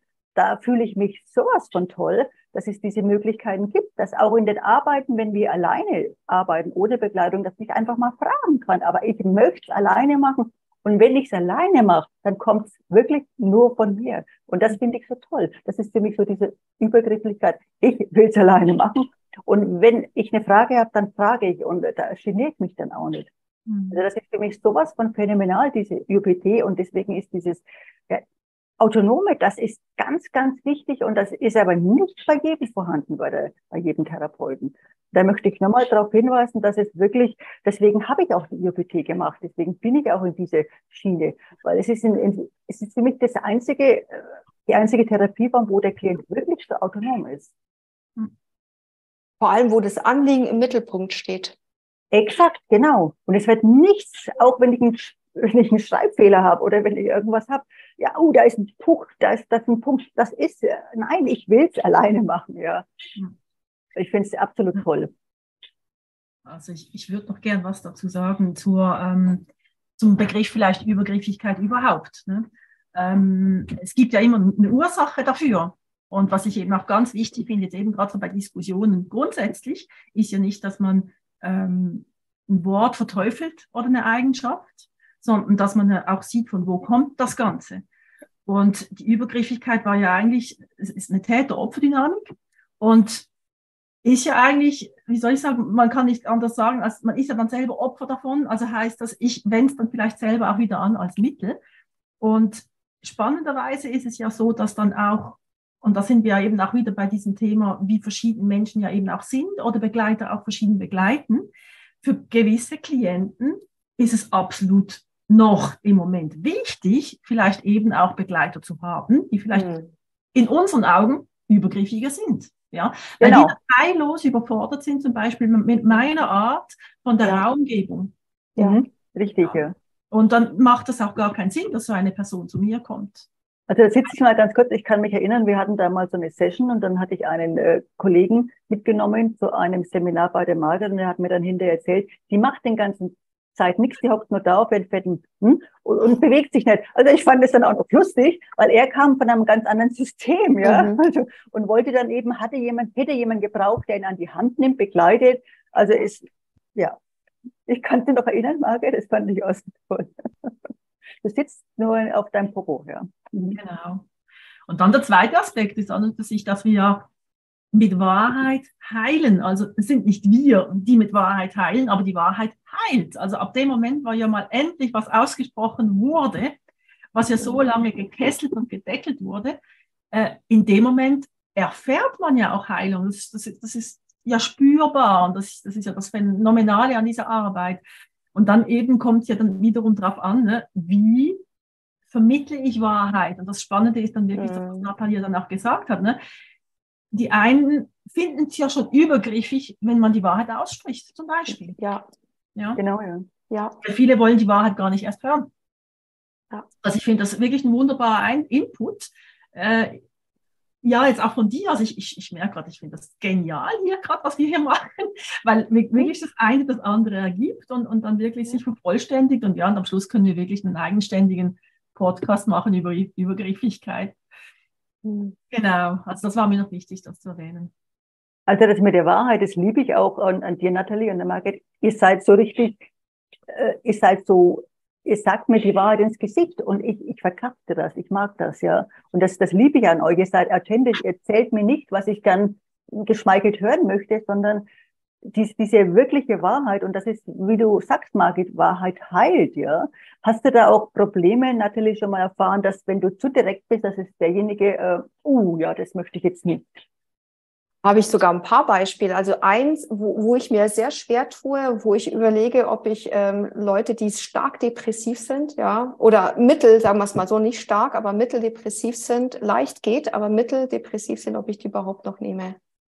Weil die so stark an die Hand genommen werden müssen. Das ist wie ein Tanz auf hohen Eiern. Also ich fühle mich momentan noch nicht dazu in der Lage, die wirklich zu begleiten, weil das ist, da ist jede Nuance in der Resonanz heraus ist zu viel, ist ganz, ganz zu viel. Was auch zu viel ist Leute, die dann noch, wo dann extrem problematische Familienverhältnisse sind und die leben noch bei ihren Eltern. Das ist auch noch etwas, wo ich sage, die sind oftmals, die aus finanziellen Gründen wieder zu ihren Eltern ziehen oder auch in einem Haus mit den Eltern wohnen, immer noch. Auch ein heikles Thema, weil in den Arbeiten unweigerlich eher früher, vor vielen Jahren war es noch später. Mittlerweile, die Energie ist so verdichtet, dass es sehr schnell hochkommt. Also bei den Eltern dürfte es eigentlich nicht mehr wohnen und finanziell abhängig sein von den Eltern dürfte es eigentlich auch nicht mehr. Und das ist natürlich der Super-GAU, wenn das hochkommt, weil sofort, aber ich kann mich doch nicht finanzieren und ich bin doch abhängig und so weiter. Also eine Möglichkeit nach Lösungen zu suchen, wird kategorisch abgelehnt. Und das sehe ich mittlerweile auch bei Leuten, die in die Erwerbsminderung gehen. Also noch nicht Richtung Hartz IV, sondern in die Erwerbsminderung. Das ist auch ein riesen Thema. Dieses Autonome wird ja schon abgegeben. Und also das merke ich, ist echt schwierig. Also da bin ich mittlerweile, da stimme ich fast schon der Heilpraktiker-Ausbildung zu, zum Beispiel bei Depressionen nicht mit denen zu arbeiten. Vielleicht wird sich das mal ändern bei mir, aber momentan denke ich mir, Ist ja an sich ein absolut spannendes Thema, dass eben Kinder, Jugendliche, Erwachsene, die noch bei den Eltern wohnen und die zu einer Aufstellung kommen und dann ja unweigerlich irgendwann mal so ein Elternteil kommt, wie geht man damit um? Ja, also ich finde das ja wirklich spannend, wenn ihr da aus eurem Erfahrungsschatz berichtet. Hast du das auch schon mal erlebt, Margit, dass du eben solche Personen bei dir hast? So, Die also was konkret? die also ewig noch Hotelmama sind, ja, und sich fragen, warum komme ich da nicht aus dem Sumpf raus? Und ja, dann komm doch mal, bist du vielleicht in der Resonanz bei den Eltern, wie eben die Nathalie, ja? Wie geht man damit um? Kommt der Patient dann wieder, wenn man erfährt, oh, es könnte an den Eltern leben, oder ist der weg, nie mehr gesehen? Ja, also spannenderweise ist es schon so, dass ich dann nachträglich, ich frage ja meistens eine erwachsene Person ja nicht, ne, lebst du noch bei den Eltern? Aber dann mache ich eben schon die Erfahrung, dass wenn sie dann bei den Eltern wohnen und dann vielleicht eine Sitzung oder 2 oder maximal 3, kommen die nicht mehr. Okay. Ja. Und manchmal habe ich sogar eben auch wirklich die Chance, das zu sagen, dass ich sage, hey, jetzt, wo ich weiß, dass du zu Hause lebst, weiß ich, dass es für dich natürlich gerade nochmal so schwierig ist. Und manchmal gibt es ja Menschen, die sind ja aus finanziellen Gründen dann wieder bei den Eltern, ja. Und für die ist es dann eben gerade noch doppelt schwierig. Dann, ja, haben die so eine IOPC-Begleitung zu bezahlen und dann leben die noch bei den Eltern und dann sagst denen noch, also respektive du deckst dann eben in der Arbeit auf, hey, guck mal, jetzt geht's mal um den Abnabelungsprozess. Die haben es dann wirklich ganz schwer. Und ja, ich gucke dann einfach, ich habe dann einfach auch schon angeboten, hey, du kannst gerne wieder zurückkommen, wirklich, wenn du dann draußen bist, weil dann macht es vielleicht mehr Sinn, ne? Dann ist es vielleicht effizienter. Habt ihr vielleicht mal Lust, jetzt haben wir ja schon lange, dass ihr einfach mal so eine Arbeit mit einem Klienten, die euch wirklich geprägt habt, die entweder lustig ist oder die jetzt irgendwie, ja, gibt es da irgendwie so eine Arbeit, Mensch, die ist mir ewig im Kopf. Gibt es da was bei den Atelier oder gibt es auch viele oder kannst du von einer erzählen, Mensch, diese Arbeit vergesse ich gar nicht? Oh Mann, da sind echt einige dabei, muss ich echt sagen. Und zwar in dem kompletten Spektrum vom Ach du Scheiße genau, bis über so gelacht, so einen Spaß gehabt, so richtig rausgegangen aus einer Arbeit und jeder war einfach nur happy, dass er da gewesen ist, so ungefähr, ja. Also da ist das komplette Spektrum. Aber vielleicht nur eine Sache, das passt auch noch ganz gut zu dem vorherigen Thema. Ich hatte das war allerdings nur online aufgrund der Entfernung von einer Bekanntin, eine Freundin. Und wir hatten gar nicht so viel gearbeitet, vielleicht so 3, 4 Mal oder 5 Mal. Und das war wirklich, also ihr Innerstes stand absolut auf Messerschneide. Sowas habe ich echt noch nicht erlebt. Das ist wirklich, ich als Anteil habe einen Hochsicherheitstrakt-Kanal zu ihr aufbauen müssen, wirklich, wie so eine Unterwasserleitung. Und einen Hochsicherheitskanal, damit das keiner mitkriegt, um Kontakt noch zu ihr zu haben. Also das war wirklich, sowas habe ich vorher nicht erlebt. Das war absolut krass gewesen. Und irgendwann mal, Franz Ruppert hatte damals gerade das Thema Überleben, Leben oder Überleben, war doch auch noch Motto des Kongresses, ja. Und das war wirklich so krass, dass ich tatsächlich ihr sagen musste in der Arbeit, willst du leben oder überleben? Und das Ding steht wirklich auf Messerschneide. Also ich habe ihr das ganz klar gesagt. Da gehen bei mir alle Alarmglocken, gingen bei mir an. Aber dieser Satz war für sie so schlimm gewesen, dass sie mir einen Brief geschrieben hat. Welcher Satz wiederholst du nochmal? Willst du leben willst du weiter überleben oder willst du leben? Ich weiß nicht, in einer der Reihenfolgen habe ich es gesagt. Und dann hat sie die abgebrochen, die Session. Und ich habe in dem Fall, habe ich mir nur gedacht, boah, das hat sie echt getroffen. Erstens, den Satz werde ich nicht mehr benutzen. Den habe ich aus meinem Vokabular gestrichen. Das werde ich auf gar keinen Fall machen. Und dann habe ich ihr echt, also das habe ich nicht oft, aber in diesem Fall bei ihr habe ich ja ganz viel Liebe geschickt. Wirklich, weil ich mir dachte, boah, also was ich da in den Resonanzen gefühlt habe, das ist nicht lustig, ja. Das ist absolut nicht lustig. Und habe einfach gehofft, dass es ihr gut gehen möge.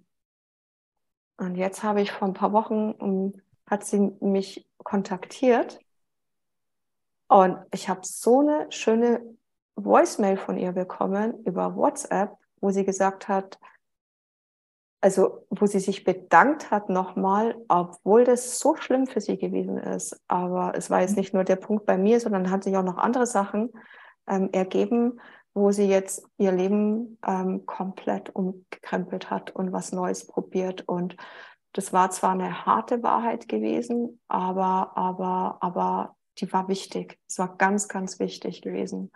Und da war ich sehr, sehr, sehr dankbar, dass sie sich auch gemeldet hat und dass sie mir das auch gesagt hat, ja. Aber das war ja in dem Moment die Wahrheit für dich. Und dieser Satz war ja die Wahrheit, willst du leben oder überleben? Also aber du sagst, du würdest ihm jetzt nicht mehr sagen, aber es war ja Nein. in dem Moment die Wahrheit und vielleicht hat es bei der Klientin was gebracht. Vielleicht war es so, aber ich dachte mir trotzdem, ich mag diese vorgefertigten Sätze nicht. Ich habe festgestellt für mich, ich bleibe lieber bei meinen Sätzen, als jetzt einer Theorie Genüge zu tun, ja. Also ich versuche da auch so wenig Theorie und Fremdsprache auch zu benutzen. Das merke ich für mich, dann fühle ich mich auch besser dabei. Und da habe Was würdest du dann jetzt sagen, wenn du diese Situation nochmal hättest? Ich würde es einfach beschreiben, was ich da nochmal fühle in meinen Worten und mit der Dringlichkeit, der enormen Dringlichkeit, die ich da in der Resonanz gespürt hatte. Okay. Ja. Hast du irgendwie so ein super tolles Erlebnis, wo du erzählen kannst von diesen vielen, der es lustig oder prägend ist? Gibt es da was von dir, Margit? Ja, also ich hatte jetzt Zeit zum Überleben. Genau. Überleben! Kannst du auch noch eins erzählen? Natürlich, vielleicht fällt dir noch was ein. Ja. Bei diesem heißen Thema. Ja. Nee, zum Überlegen. So, nämlich eigentlich, eines ist wirklich ein absolut, das war so ein positiver Erlebnis. Also da ging dann die Klientin raus und ich habe gedacht, eigentlich hätte ich ihr die Seance bezahlen müssen, weil ich in einem Anteil stand, ja, wo ich gedacht habe, mein Gott, ich fühle mich jetzt sowas von gut, sowas von genial gut. Also weil es auch ein Anliegensatz war, der auch mit mir in Resonanz ging, mit mir persönlich. Ich gedacht habe, super, ne? Und dann war es eine Einzelsession und dann war ich dann eben auch in ihren Anteilen zum Teil und habe gedacht, hey, ich bin ihr so dankbar, dass sie diese Arbeit gemacht hat, weil es mir danach wirklich sowas von super ging. Das ist mal eines. Und das andere, das ist, und ja, ich hoffe, ich bekomme jetzt eigentlich irgendwie oder so, ja, einen Shitstorm auch von anderen Therapeuten, weil ich habe wirklich mal etwas total anders gemacht, was ich normalerweise, ich sage jetzt mal aus der Theorie gar nicht machen würde, aber überhaupt nicht. Aber ich finde das so spannend, wenn man mit dem Impuls arbeitet, was wir ja eben auch müssen, wenn wir begleiten, dass du einfach immer nur das aufgreifst, was sich gerade zeigt und dir nicht irgendetwas erdenkst, was du jetzt machen müsstest. Ja, ich finde, das ist ja so ein wenig die Kunst der Begleitung, dass du dich wirklich voll und ganz auf dein Vertrauen stützen kannst, dass das, was sich gerade zeigt, richtig ist. Und da hatte ich mal einen Klienten und der war wirklich eben, also ja, auch auf Medikamenten. Und das mache ich sehr ungern. Also wirklich Personen begleiten, die auf Medis sind, aber der wollte unbedingt. Und habe gefunden, okay, also wenn er das möchte, dann werde ich ihn einfach begleiten bis dorthin, wo es einfach passt. Ne? Und der war aber ständig, konstant in der Negierung, dass seine eigene Mutter eben vielleicht auch Traumata haben konnte, also im Sinne von, dass es dann mit ihm was zu tun hätte. Ja? Oh. Also logischerweise war dann schon ein Mutterschutz, wie schlecht es ihr dann ging, aber auf der anderen Seite wollte ich ihn, also hat sich ja das ja auch gezeigt in der Arbeit, hey, du hast ja dein Fett ja wegbekommen von den Traumata der Mutter. Und das wollte er einfach schlichtweg nicht haben. Also er wollte dann irgendwie, es war im Kindergarten oder in der Schule oder von irgendwo, aber nicht von der Mama. Ne? Einfach nicht von der Mama. Und dann habe ich dann einfach zu einer Idee gegriffen, wo ich normalerweise nie machen würde, habe ich gesagt, du, dann bring doch deine Mama mit. Bring deine Mama mit. Du fragst sie vorher, ob sie bereit ist, deine Arbeit für sich selber zu machen. Oh, wow. Und du bist Zeuge ihrer Arbeit. Wenn sie das machen möchte, dann wäre ich bereit, so eine Sitzung zu begleiten. Und ich wusste ja, dass die Mutter ja auch bereit war, eben ihren Sohn ja zu unterstützen und hat auch schon vieles für sich selber gemacht. Und die kam dann tatsächlich in die Praxis und habe dann eine Arbeit mit ihr gemacht. Und das war natürlich so spannend, weil natürlich dann auch so viel ausgesprochen wurde, wo dann sich vorher ja, wo sich gedeckt hat, wo eigentlich im Prinzip ein Puzzle in das eine eben wieder reingepasst hat.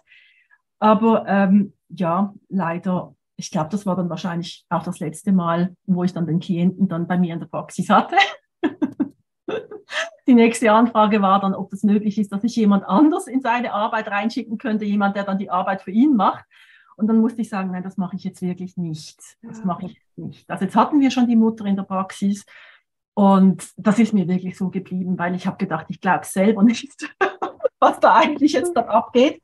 Aber es war ja eine sehr, sehr, sehr spannende, aufschlussreiche Arbeit, vor allem ja für mich. Und die Mutter, die ging auch irgendwo erleichtert aus der Praxis raus.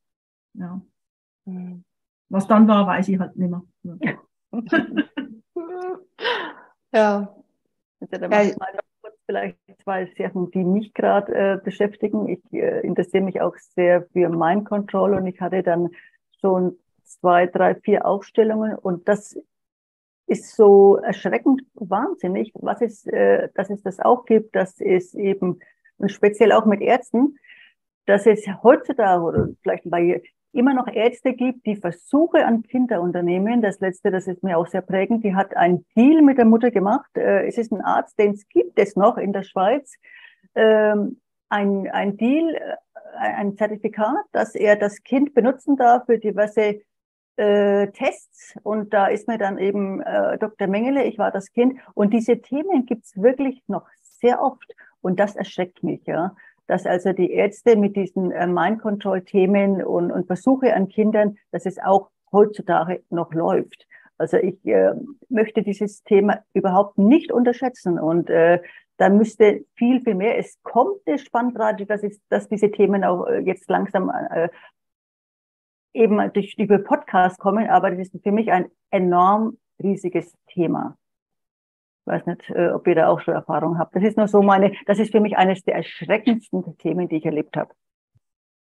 Also ich habe das nur bei jemandem, der gebürtig aus der DDR kommt, aus der ehemaligen DDR.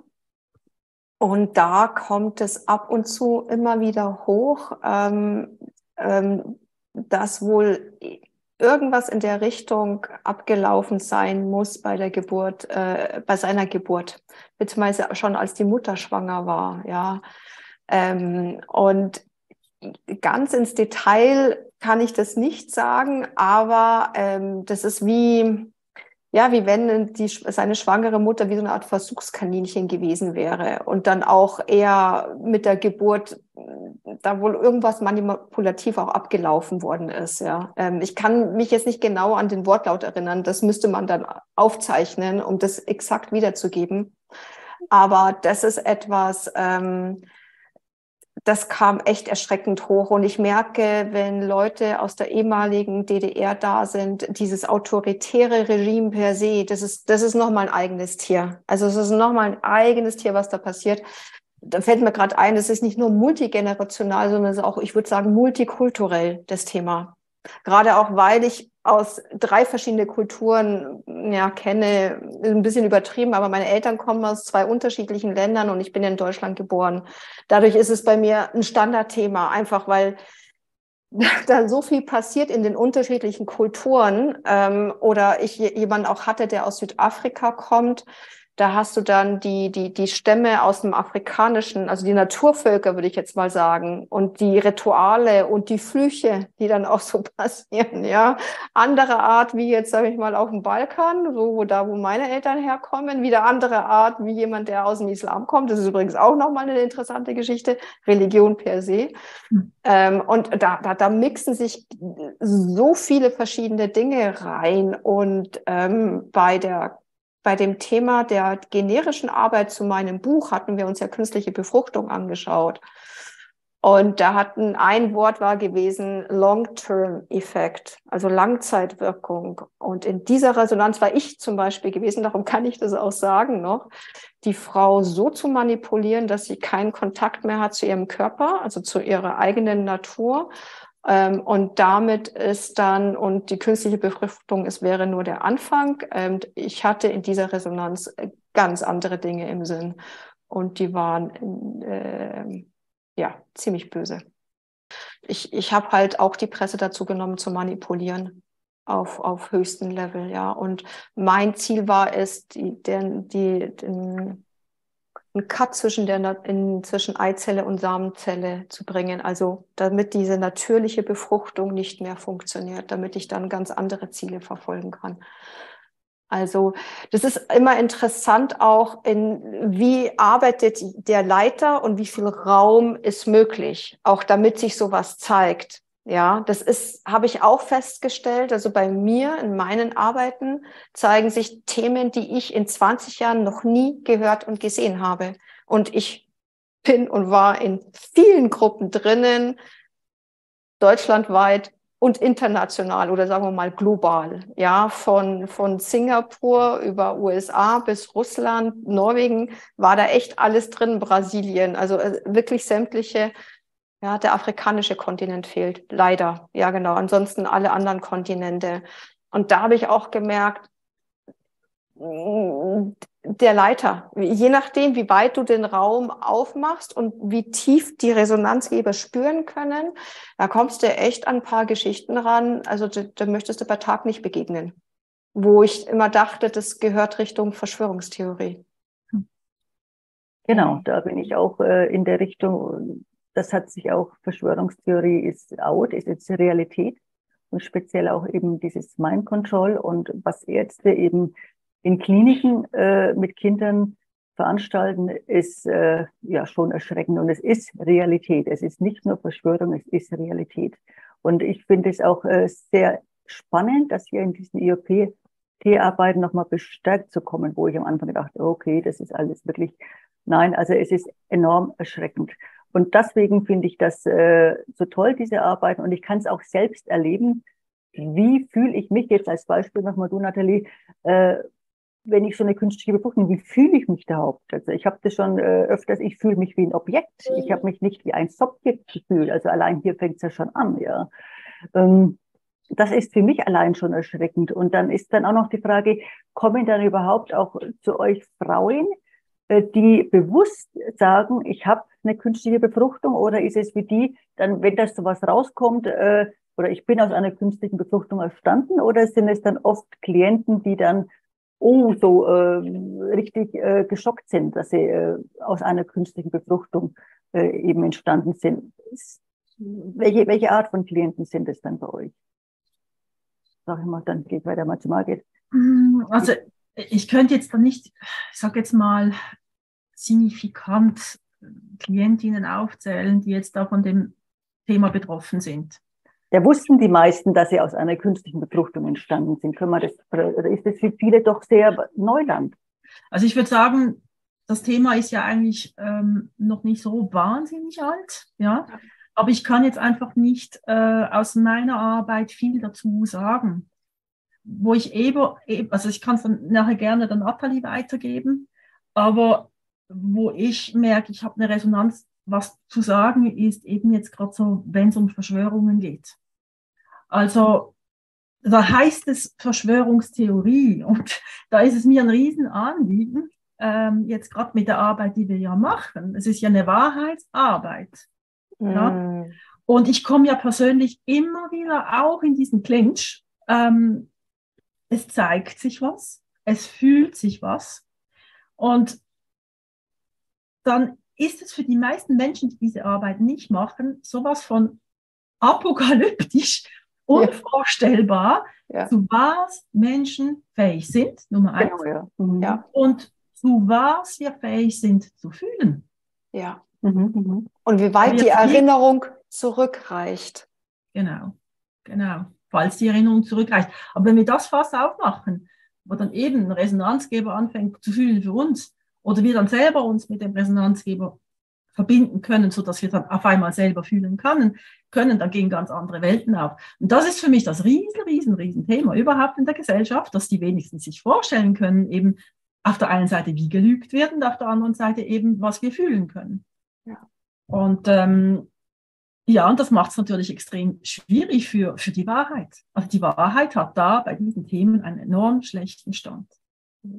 Also Nathalie, wir haben bis jetzt, denke ich, schon 5, 6 Themen zu irgendwelchen neuen Podcasts. Jetzt sind wir nochmal bei Verschwörung. Also ich glaube, du notierst dir das alles. Also wir haben ja noch eine Spannbreite. Also wenn wir diese Spättalk machen, die ich absolut toll finde und du das magst, könnte ich mir vorstellen, dass es da wirklich enorm viel Möglichkeiten gibt, noch in Zukunft dann vielleicht mit Themen in diese Runde zu gehen.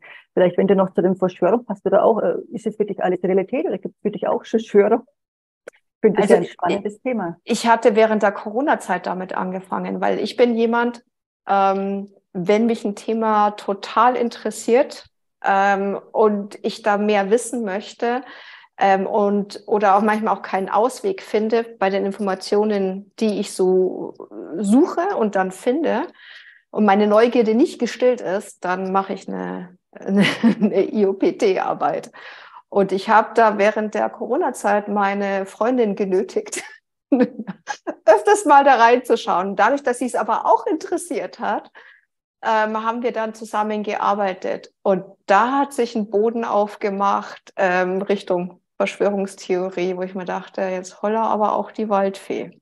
Ja. Magst du noch ein bisschen was ganz kurz sagen? Jetzt sind wir ja schon neugierig. Ja? Also traue ich mich gar nicht, ehrlich gesagt. Ich bin da nicht so, ich mag das ungern öffentlich da so rausgehen. Ja, also da war viel mit Manipulation und Manipulation viel dabei, von Steuerung, Außensteuerung. Aber was ganz interessant war, das war eine der ersten Arbeiten, da hatten wir Virus und Corona separat genommen. Und Corona ist ja, ist ja das lateinische Wort für Krone. Ja, das setzt dem Ganzen die Krone auf, sagt man ja im Deutschen so schön. Und der Virus war so, ihr Menschen seid so dämlich. Also, sage ich jetzt mal ganz platt ausgedrückt. Also sowas von, ihr seid so weit weg vom Leben. Ihr seid so weit weg vom Leben. Ich bin einfach ein normales Lebewesen als Virus, ja. Und natürlich mutiere ich. Ich meine, hallo, ist ja normal, ja. Aber es geschieht euch recht, weil ihr fordert das regelrecht heraus.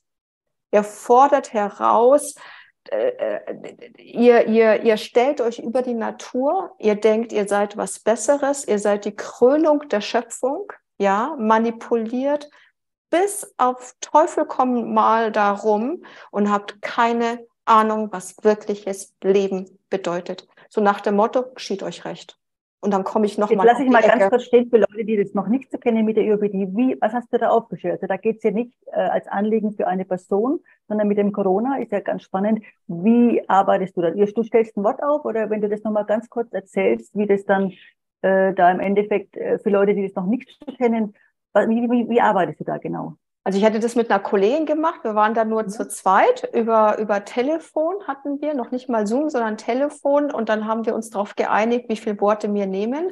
Natürlich nicht zu viele, weil sonst ist das, du musst ja jedes Mal in Resonanz gehen und dann kommt auch zu viel Information und du verlierst den Überblick. Aber ich glaube, ich habe es mir aufgeschrieben, sogar die ganze Arbeit. Ach, ich habe da übrigens, das Video ist auch auf meinem YouTube-Channel drauf, wo ich die Zusammenfassung ja, nicht medientauglich, aber zumindest auf meinem Channel drauf habe. Also wenn das jemand interessiert, kann ich den Link dann nochmal hier bei unserem Podcast auch nochmal verlinken. Und da hatten wir, glaube ich, 5 Worte oder sowas genommen. Ja, wir hatten die Regierung, unsere deutsche Regierung ist ja auch nicht gleich die Regierung, also die deutsche Regierung haben wir genommen. Volk, das deutsche Volk. Wir haben kein besseres Wort dafür gefunden. Das weiß ich noch. Coronavirus. Und ich bin mir nicht mehr sicher, ob wir die Medien nochmal dazu genommen hatten. Irgendwas in den Dreh rum. Und dann ist jede von uns, hat sich 2 oder 3 Worte genommen, ist dann in Resonanz gegangen. Und ich habe das damals mit dem Diktiergerät. Aber immer einzeln. Eine Resonanz, wieder raus, nächste, ne? Also zu zweit. Wir waren immer zu zweit drinnen. Jede war immer in einer Resonanz und dann sind wir in die Kommunikation gegangen, ja. Und das war wirklich damals auch noch. Genau. Und das deutsche Volk war der Klassiker. Du führst, ich folge. Also ich gebe alles ab an dich, Regierung. Und Regierung war noch damals so, ich habe überhaupt gar keinen Peil. Ich schaue nicht aufs Volk, dass die mir sagen, was ich eigentlich zu tun habe. Also das war wirklich wie 2 Blinde miteinander, die einen Weg suchen. Und dann ging es noch mal tiefer. Aber wie gesagt, ist in dem Video kann man das nachhören, wenn man das möchte. Und darum mache ich auch in 2 Wochen, möchte ich mir künstliche Intelligenz anschauen und ChatGPT, weil mich das auch gerade sehr, sehr, sehr interessiert. Und so eine allgemeine Arbeit kann man machen, ja. Sobald man nicht sein eigenes Ich mit dazu nimmt oder Papa, Mama oder sonst irgendwas, kann man zu allgemeinen Themen näher beleuchten. Und das habe ich zum Beispiel damals angefangen in der Corona-Zeit. Und das hat mir mehr Ruhe gegeben. Also für mich ist das eine Beruhigung gewesen, egal was rauskommt. Aber es ist einfach eine Beruhigung für mich gewesen und auch für meine Freundin. Also es war wirklich, auch wenn sich teilweise gar nicht so schöne Sachen gezeigt haben, aber es hat mich trotzdem einfach beruhigt, weil ich dann das Gefühl hatte, ich habe wieder einen Grund unterm Boden und fühle mich nicht so extrem schwankend oder wie ein Spielball hin und her geworfen. Du erzählst, oder du sagtest, du bietest jetzt so eine Arbeit an. Wann hast du die vor? Steht die schon auf deiner Webpage? Kann da jeder mitmachen? Oder wie, wenn du da noch 2 Sätze sagst? Oder du kannst das nochmal verlinken drauf, falls jemand Interesse hat? Genau, findet am 30. Juli statt über Zoom um 6 Uhr abends mitteleuropäischer Zeit. Und ja, ist für jeden offen. Genau. Da teilzunehmen, wird allerdings aufgenommen werden, weil ich auch das hinterher gerne transkribieren möchte. Jetzt nicht das Video veröffentlichen, aber zumindest die Transkription haben möchte, um das dann halt auch als Blogbeitrag zusammenzufassen. Ja. Und ist kostenlos oder was ist da zu bezahlen? Ist kostenlos. Ist auf deiner Webseite alles nachzulesen. Vielleicht kannst du das unten nochmal hinschreiben, ja, wäre auf jeden Fall. Ich denke, wir sind jetzt so kurz vor 12. Wir haben enorm viel gemacht, ja, und also ich bin absolut begeistert von dieser ersten Podcast-Session und ich habe mir jetzt ganz viel notiert und denke Nathalie auch und mal gucken, was wie es überhaupt ankommt hier bei YouTube, beim Publikum. Ich denke aber schon. Und ich kann mir vorstellen, dass wir in dieser Konstellation vielleicht noch ein bisschen neuere Themen angreifen oder noch was Neues machen. Also ich bin auf jeden Fall dabei. Und ich will das letzte Wort nochmal zu Margot vielleicht geben, noch als Schlusswort, so kurz vor 12 am Donnerstag. Schlusswort. Ich habe kein Schlusswort, aber es gibt noch einen Nachtrag. Es gibt noch einen Nachtrag, den ich unbedingt noch loswerden möchte. Nochmal zu sagen, du bist in Basel aktuell, also du bist in Basel, deine Seminare, wenn du noch ganz sagst, wo du wohnst, und dann auch die Nathalie, dass falls jemand dich kontaktieren möchte.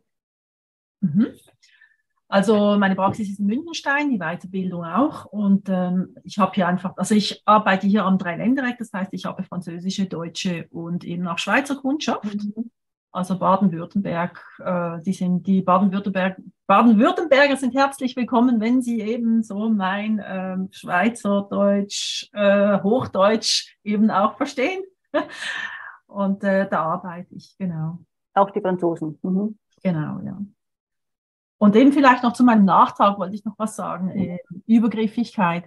Also ich möchte, was eben zum Beispiel jetzt die Arbeit mit Tieren, also zum Beispiel jetzt pferdegestützte Therapien oder so, oder vielleicht mit Hunden oder was auch immer, also ich möchte das nicht verurteilen. Mir geht es mehr darum, also anders gesagt, es ist ja so, dass es eben auch Therapien oder Begleitungen gibt, wo ja dann nicht tierübergriffig sind. Also das möchte ich wirklich unterstreichen. Ja. Ich möchte damit auch keine Menschen angreifen, die das dann eben machen und sich jetzt vielleicht getriggert fühlen durch diese Aussage, dass ich mich eben damals anders entschieden habe. Eben aus dem Grund, weil ich es eben auch schon anders erlebt habe. Also wo ich gefunden habe, es ging da sehr übergriffig um die Tiere, aber bedeutet nicht, dass man sehr wohl Therapien, Begleitungen anbieten kann mit Tieren, die nicht übergriffig sind. Mhm. Ja, Nathalie, ich weiß ja nicht, wie viele Sprachen du sprichst, Griechisch, Deutsch, Englisch. Also wenn du da nochmal sagst, welche Sprachen du anbietest und wo du genau sitzt oder dass man auch weiß, wo kann man dich erreichen? Also verstehen tue ich einige, inklusive Katalanisch und Griechisch und so weiter. Oh, okay. Ja, aber sprechen, vergiss es. Ich muss immer sprechen, damit ich es nicht vergesse. Darum nur Englisch und Deutsch. Ich habe sogar auf Französisch mein Abitur gemacht, aber davon ist nichts mehr übrig geblieben, gell?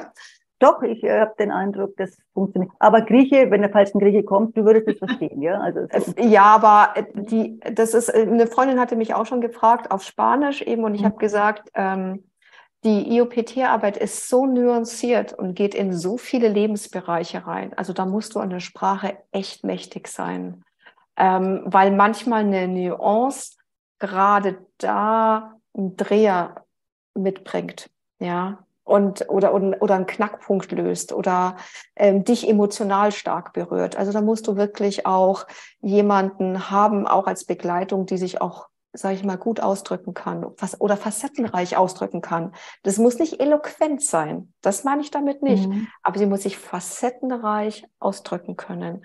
Und das bringt dann darum lieber nur Deutsch und Englisch, ja. Und ich bin hier westlich von München in Fürstenfeldbruck und auch in Prien am Chiemsee, meinem ursprünglichen Heimatort. Und auch online gerne, genau. War ich am Anfang gar nicht so ein Freund von, obwohl ich es so kenne, ja, aber mittlerweile weiß ich es mehr und mehr zu schätzen.